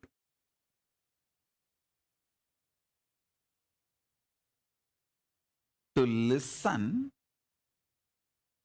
about my introduction about me, my definition about me. You enjoy the space given to me by Paramashiva. Now I am introducing me. The me in me is manifestation of cosmic me, Paramashiva Paramburul. It has realized the me in you is also part of Paramashiva. Listen. So sit sincerely with the decision. You, me, both are part of Paramashiva, and that Paramashiva is awakened in me, and now giving this satsang and Shaktipada, Shaktinipada to awaken Paramashiva in you. That's all.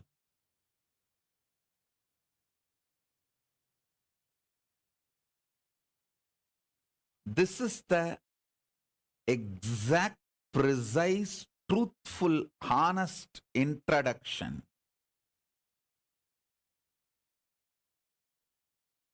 of what is happening now as me, as you, as cosmic Paramashiva. So understand, sit with this cognition. Whatever I am talking will become reality in you. Whatever I am revealing will become reality in you. So first thing, physics of conscious sovereignty. Conscious sovereignty is the ultimate of life. Physics of conscious sovereignty is building a body with a spiritual stamina. Listen intensely. Listen carefully, deeply. Every word now I utter can become your realization, your experience. So listen. Building a body with a conscious stamina. Actually, building a body with a spiritual stamina, conscious stamina, is very easy job. Too easy. I can give you just some 10-15 simple tips.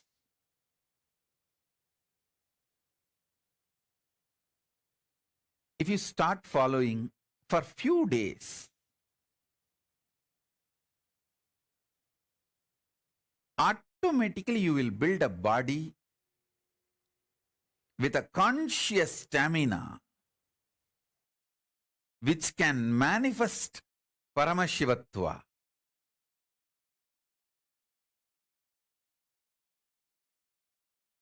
Because my gurus have done it for me. I know the precise methodology. Without wasting much time, I can teach you. Many instructions, tips I would have given you. Please add castor oil in your food every day, at least 1 teaspoon. See, don't add too much castor oil, then you may feel dehydrated, tired. At least 1 or 2 teaspoons per day or per meal. See, if you are taking only 1 meal a day, then go for just 1 teaspoon, not more than that. So based on the food intake, choose. These are 2 simple instructions. It's not something very difficult, complicated, very simple. Vegetarian lifestyle, what I claim, that Shaivite lifestyle, most easiest lazy man's method to build a conscious sovereignty spiritual body. Listen. Conscious sovereign space, the conscious sovereignty space, that stamina, body with that stamina,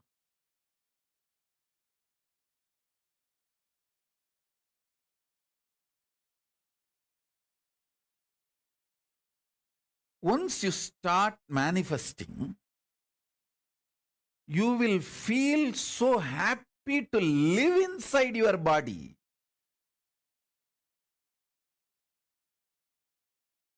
I'll give you 2 simple instructions and few truths to build the physics.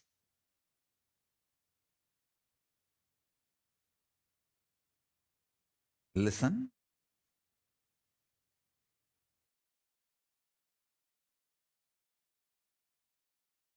Physics of the conscious sovereignty is building strong physical body with a spiritual stamina that starts manifesting the right physics, everything you need for manifesting conscious stamina. I tell you, I can give you 1 or 2 examples. When you start having spiritual stamina, conscious stamina, you will carry such an amazing space. Anyone can ask anything.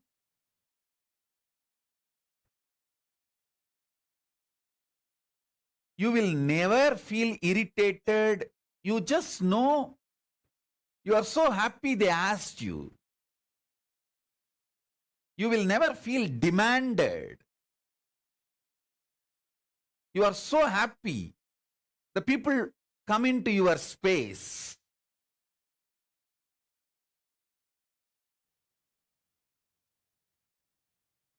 More and more people you enjoy in your space, more and more you are a successful being. Because you know your pure space never gets trampled by even millions of people entering into your space.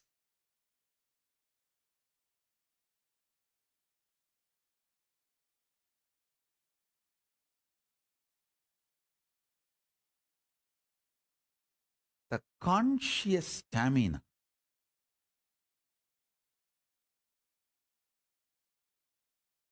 triggers, snowballs, initiates thousands of good things in your life.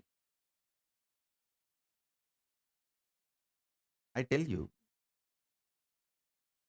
1 teaspoon castor oil can keep you in a pleasant mood 24 hours. Don't take my words casually. I am very serious.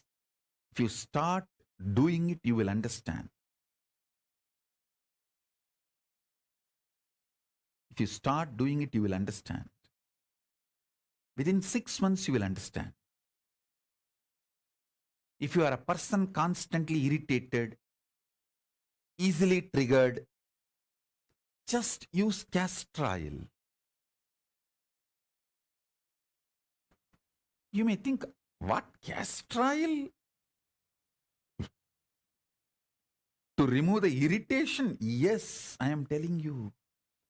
Castor oil will remove the parasites sitting inside your stomach, which triggers irritation continuously. The castor oil and parasites are anti. They don't like each other. And I tell you, by birth, he always takes me from home to the temple to teach yoga and brings me back, and he will be actually holding my hand, literally, and walking, especially during these festivals, a lot of crowd. Na? So he will hold my hand and walk. That Gulfi Eyes guys, they will have a bell in their cycle, tricycle, and sell the Gulfi Eyes. I was listening to that bell. That bell was very nice sound. I was looking at the bell and listening. Raghupati Yogi thought that I want that ice cream. That's why I'm looking at that tricycle. He asked, you want to eat that Gulfi Eyes? I neither said yes nor said no, because there was no interest in that ice cream, because I never tasted it and I don't know what it is. And I was only listening to that bell, very nice sound. I did not say yes or no, but he thought maybe I want, but I am feeling a little shy to ask him. So he told, Varakane sapla. He bought and gave one ice, and when I ate, I really enjoyed. It was very tasty. The way I ate itself, he understood, I enjoyed, so he got one more. I enjoyed that also. Until the second one, I did not ask.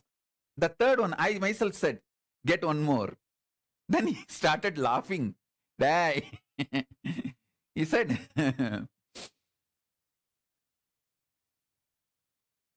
more than this, I don't know whether you will catch cold, because usually the Deepam festival comes in a cold season. That December, November, December is the time Deepam festival comes. So naturally weather was also cold. So he said, I don't know whether you will catch cold. But because I asked, he could not say, he didn't want to say no, he just got. Finally, I ate 5. And next day, he was making me do some process. The impact of the cold weather and the Gulfi ice cream, both had little kapha. So he was asking me to sit in certain position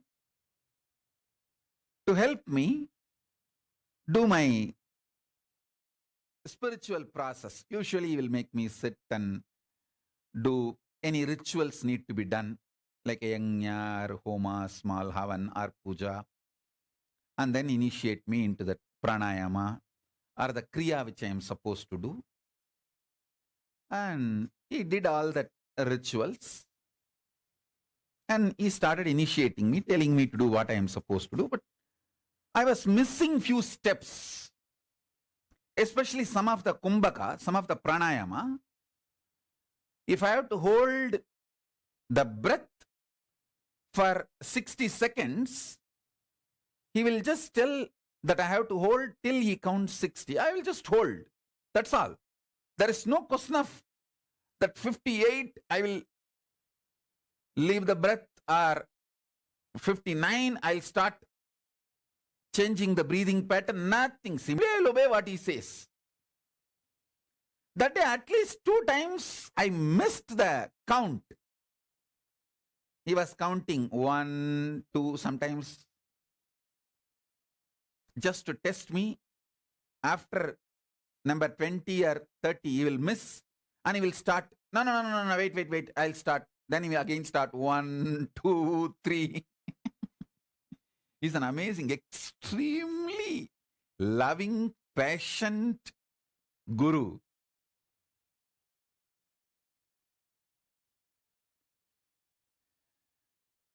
I only visualize them, their love for me, their patience for me, the way they worked on me. Whenever I need to work with my kids, this is what exactly I remember. I just hold them in my inner space. That is why I keep all their photographs. And I want all the ashrams to keep all their photographs, just for the amount of tyaga they have done. And he was counting, but 2-3 times I missed that pranayama count. The coherence, the number of seconds I need to hold, I missed. Before he completed the number, I released the breath. I changed the flow of the breath. He understood that kapha is inside. 5 gulfi ice cream, that kapha is inside. And he just got the Karsalangani leaf, and a few leaves, and put it in his thumb and put it on my upper palate. Nicely started rubbing with his thumb. The whole pitta and kapha came out through all the 5 eyes, nose, mouth, and through the ears. Through the ears, it won't come like a liquid or solid. It will come like a sound, air. The whole pitta came out. Kapha came out. Then he made me sit. Not only I could perform the pranayama, I could simply see the visualization I am supposed to hold during the pranayama. I tell you, after that, throughout my life, during wandering any time, I never suffered, never took any allopathy medicine for cough or cold, kapha or pitta. Please understand. If you are an Ayurvedic doctor, you will understand what I am saying. Pitta makes your mind feel the mental suffocation.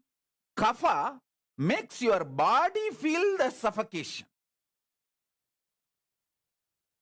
Pitta binds you, chains you mentally. Kapha binds you, chains you physically.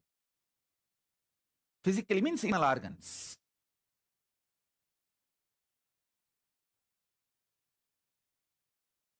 After this one understanding, of course, even now I don't enjoy ice cream. Rarely, if the disciples want to eat, to give company, if needed, sometimes I take, but there is no liking for the ice cream or any food. That is different. But even due to weather change or any reason, never ever I suffered by pitta or kapha. I want to tell you all, so much of suffering you all go through in your life due to pitta and kapha, and not even know that it is because of pitta and kapha. See, when you have feel the suffocation inside your internal organs due to kapha, you scream at everyone.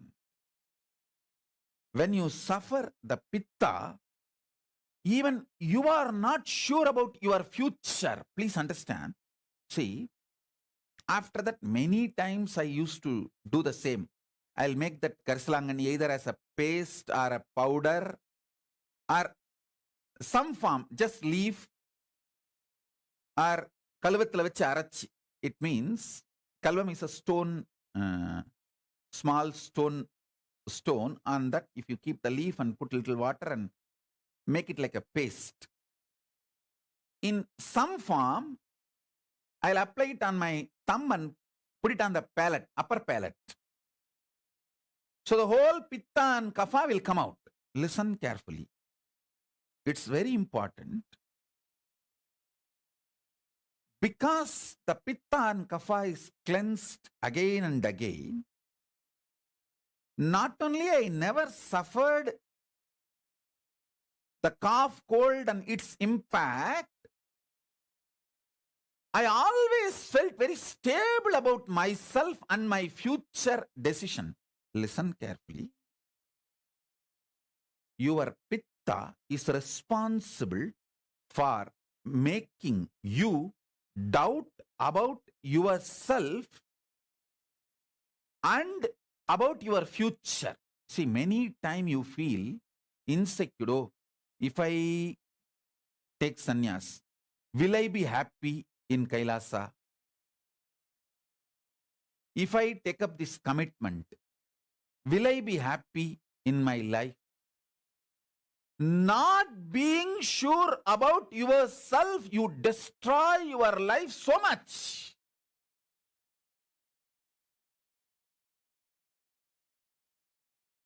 So many wonderful things in your life is lost because you don't feel sure about yourself. Especially spiritually, consciously. I've seen so many people have this problem. Will I be happy if I take sannyas? Will I be able to be peaceful if I choose to be with Swamiji? Will I be happy if I choose to be in Kailasa?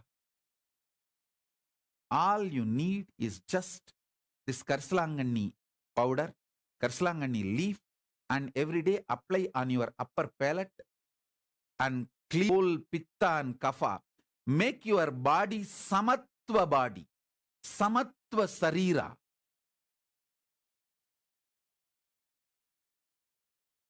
I tell you,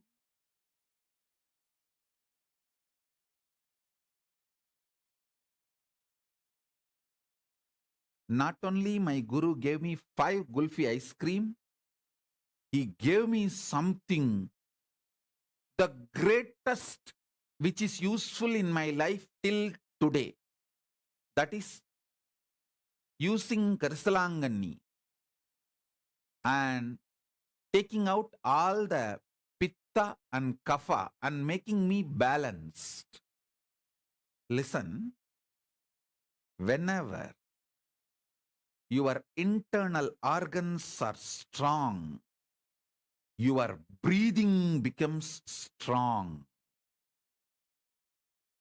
Strong breathing builds a strong internal organs, strong body, strong muscles.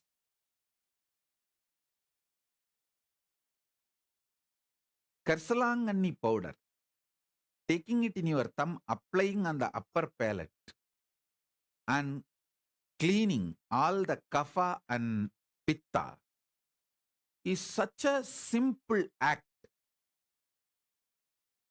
It's not at all difficult. Karsalangani is available even in Amazon nowadays. That powder. And it's available in every village home in India. In every village, you will see karsalangani, ponnangani, murungakkira, Add all this stuff in your life every day. கரிசலாங்கண்ணி, பொன்னாங்கண்ணி, தூதுவளை, முருங்கைக்கீரை. Just the simple instruction. I tell you,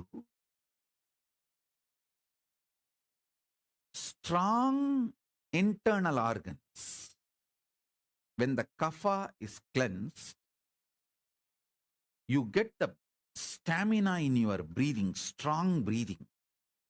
When pitta is cleansed, you get the strong visualization. You will not have doubt about yourself. When sometimes people tell me, Swamiji, I can't handle, I don't know how to care about how to carry on with my life. I feel like I may have a mental breakdown.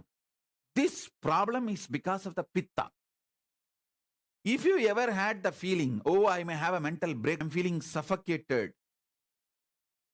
If you had this problem, your problem is simply pitta, nothing else.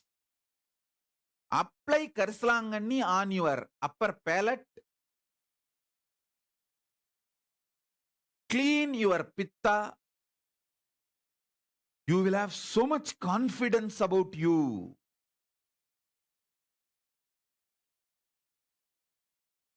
You will have so much confidence about you. I tell you, you may never imagine such a simple acts can solve such huge problems in your life.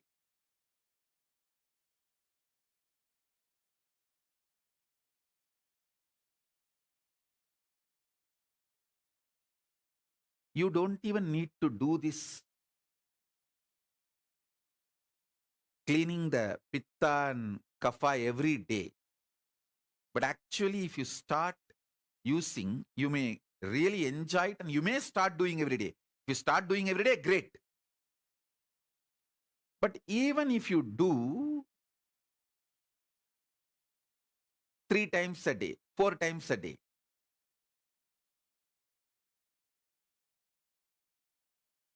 you will start feeling so much of confidence about yourself.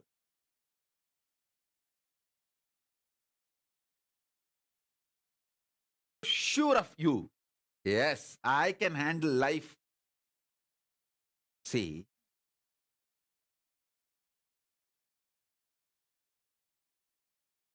samatvam means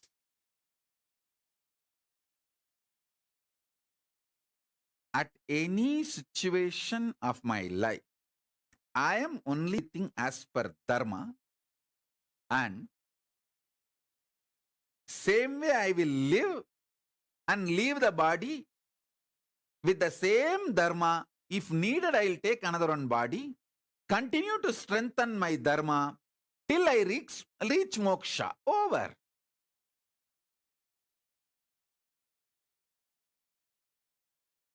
Being sure about yourself, adopting dharma as the strategy for life,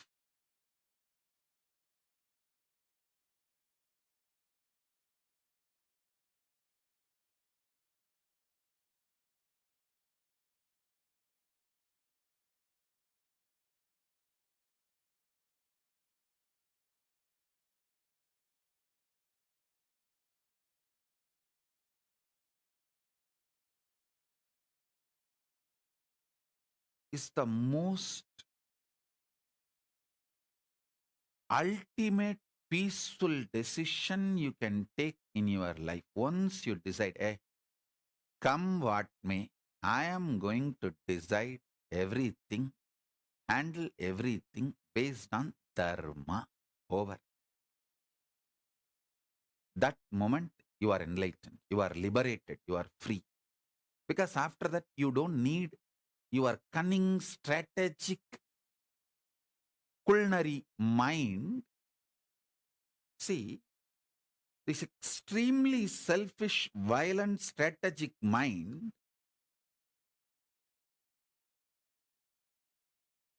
may brainwash you that it is very useful for you and can bring a lot of benefits to you in your life. But it takes away your peace by making you doubt about yourself and literally destroys your confidence on you. Listen, if you are a person always strategizes with extreme selfishness, cunningness, calculativeness, and believe that is the best way to exist, all the time you will have a self-doubt. Did I take the right? Am I taking the right decision in the present? Am I squeezing the orange called world life and getting the maximum juice and pleasure out of it for me? Am I really making the world productive for me? In this constant cunningness, you will burn yourself. And this creates so much of stress, suffocation, suffering inside you. Your whole life becomes cunning strategy, and even you are afraid whether you will be able to retain your cunning strategic existence continuously, because you will be attracting the same type of people cunning around you, and everyone around you also will know that you are a complete cunning strategist. Understand? Then you put yourself in a hell. I tell you, a simple, sweet being attracts the same kind of people around him, around them, and create that kind of ecosystem, and everyone feels that person is simple, sweet, and you create a beautiful ecosystem for you to enjoy your life.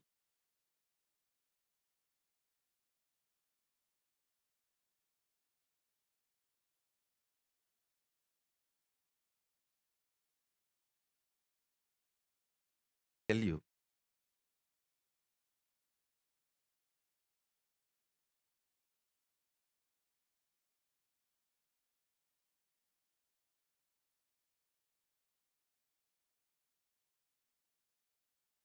best thing you can earn by being a simple, loving, sweet being, you will attract that same kind of people around you, and people around you will experience you as a sweet being. That gives an amazing ultimate protection, completion for you forever. This is the greatest gift. Greatest gift being loving can get you is the beings who are loving. Being loving will get you beings who are loving. Being cunning will get you beings who are cunning for you. That's the worst hell.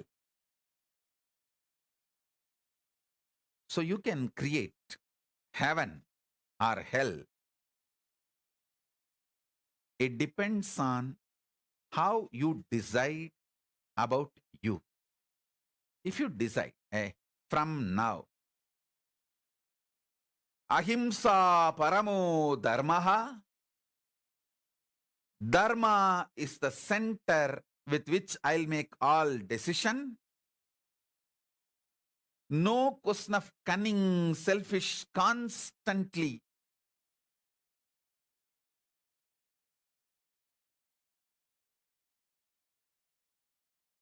exploiting strategies, because those strategies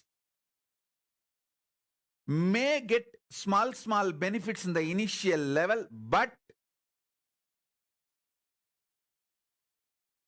will start developing deep self-doubt in you, and that feeling, you not being sure about you and how you will behave and live your life in the future.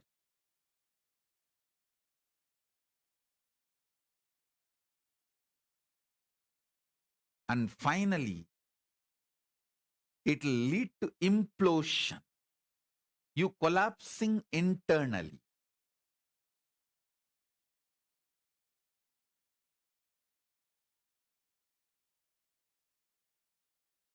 Decide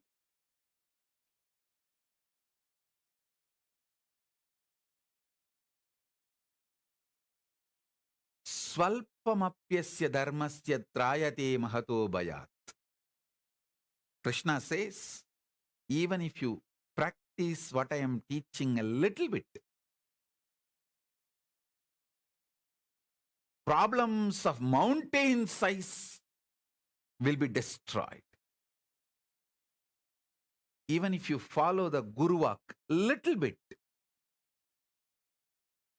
tons of problems will be destroyed, which is even unknown to you.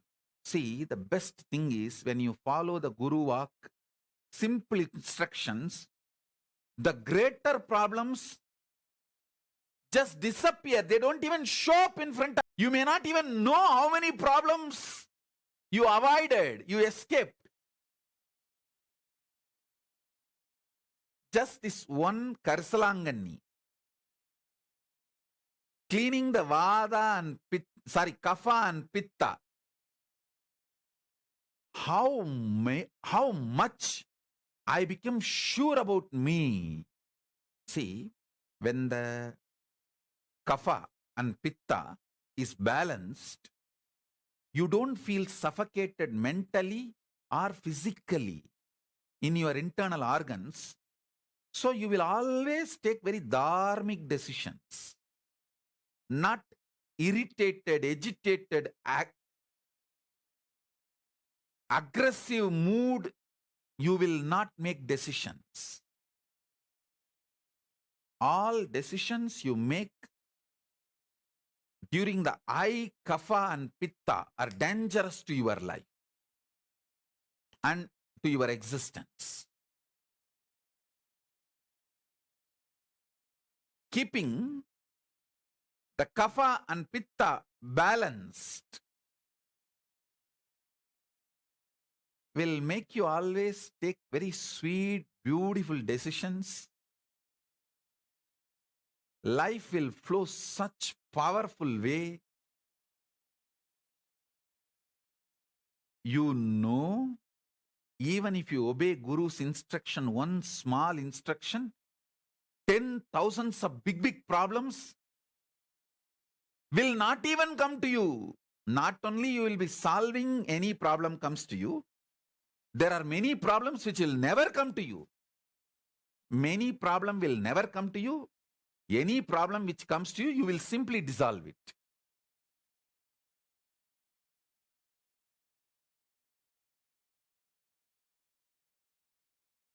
That is why even now I have the habit.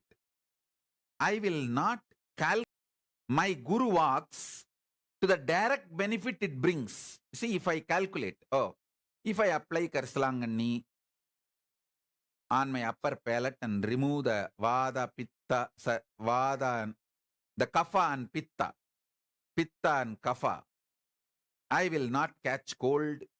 I can breathe freely.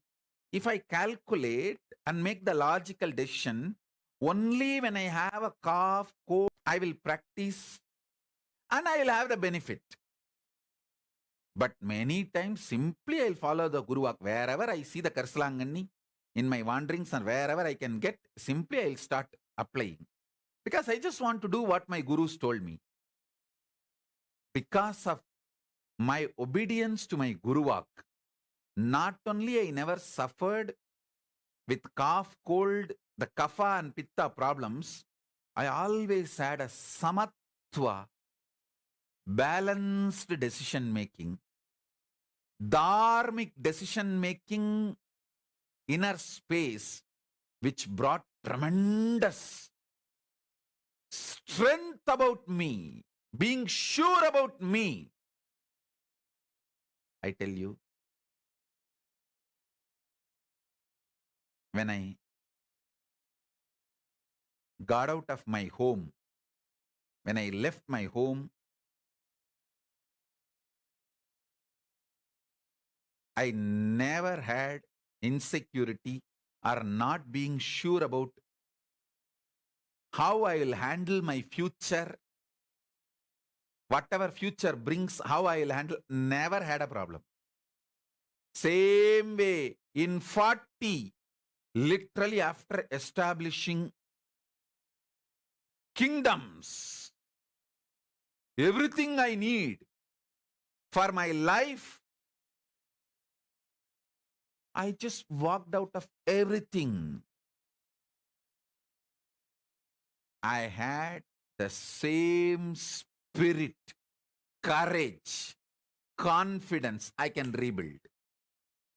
I can create what I want. I can face my life. Whatever my life brings, I can handle it. I was so sure about me.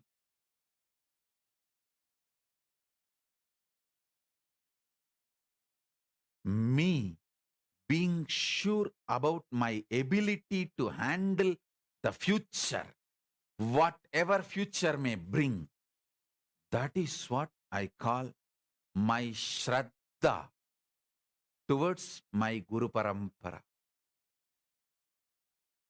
Hey, I will obey my Guru Vak. Come what may, I have the confidence to face it. That's all was my inner space.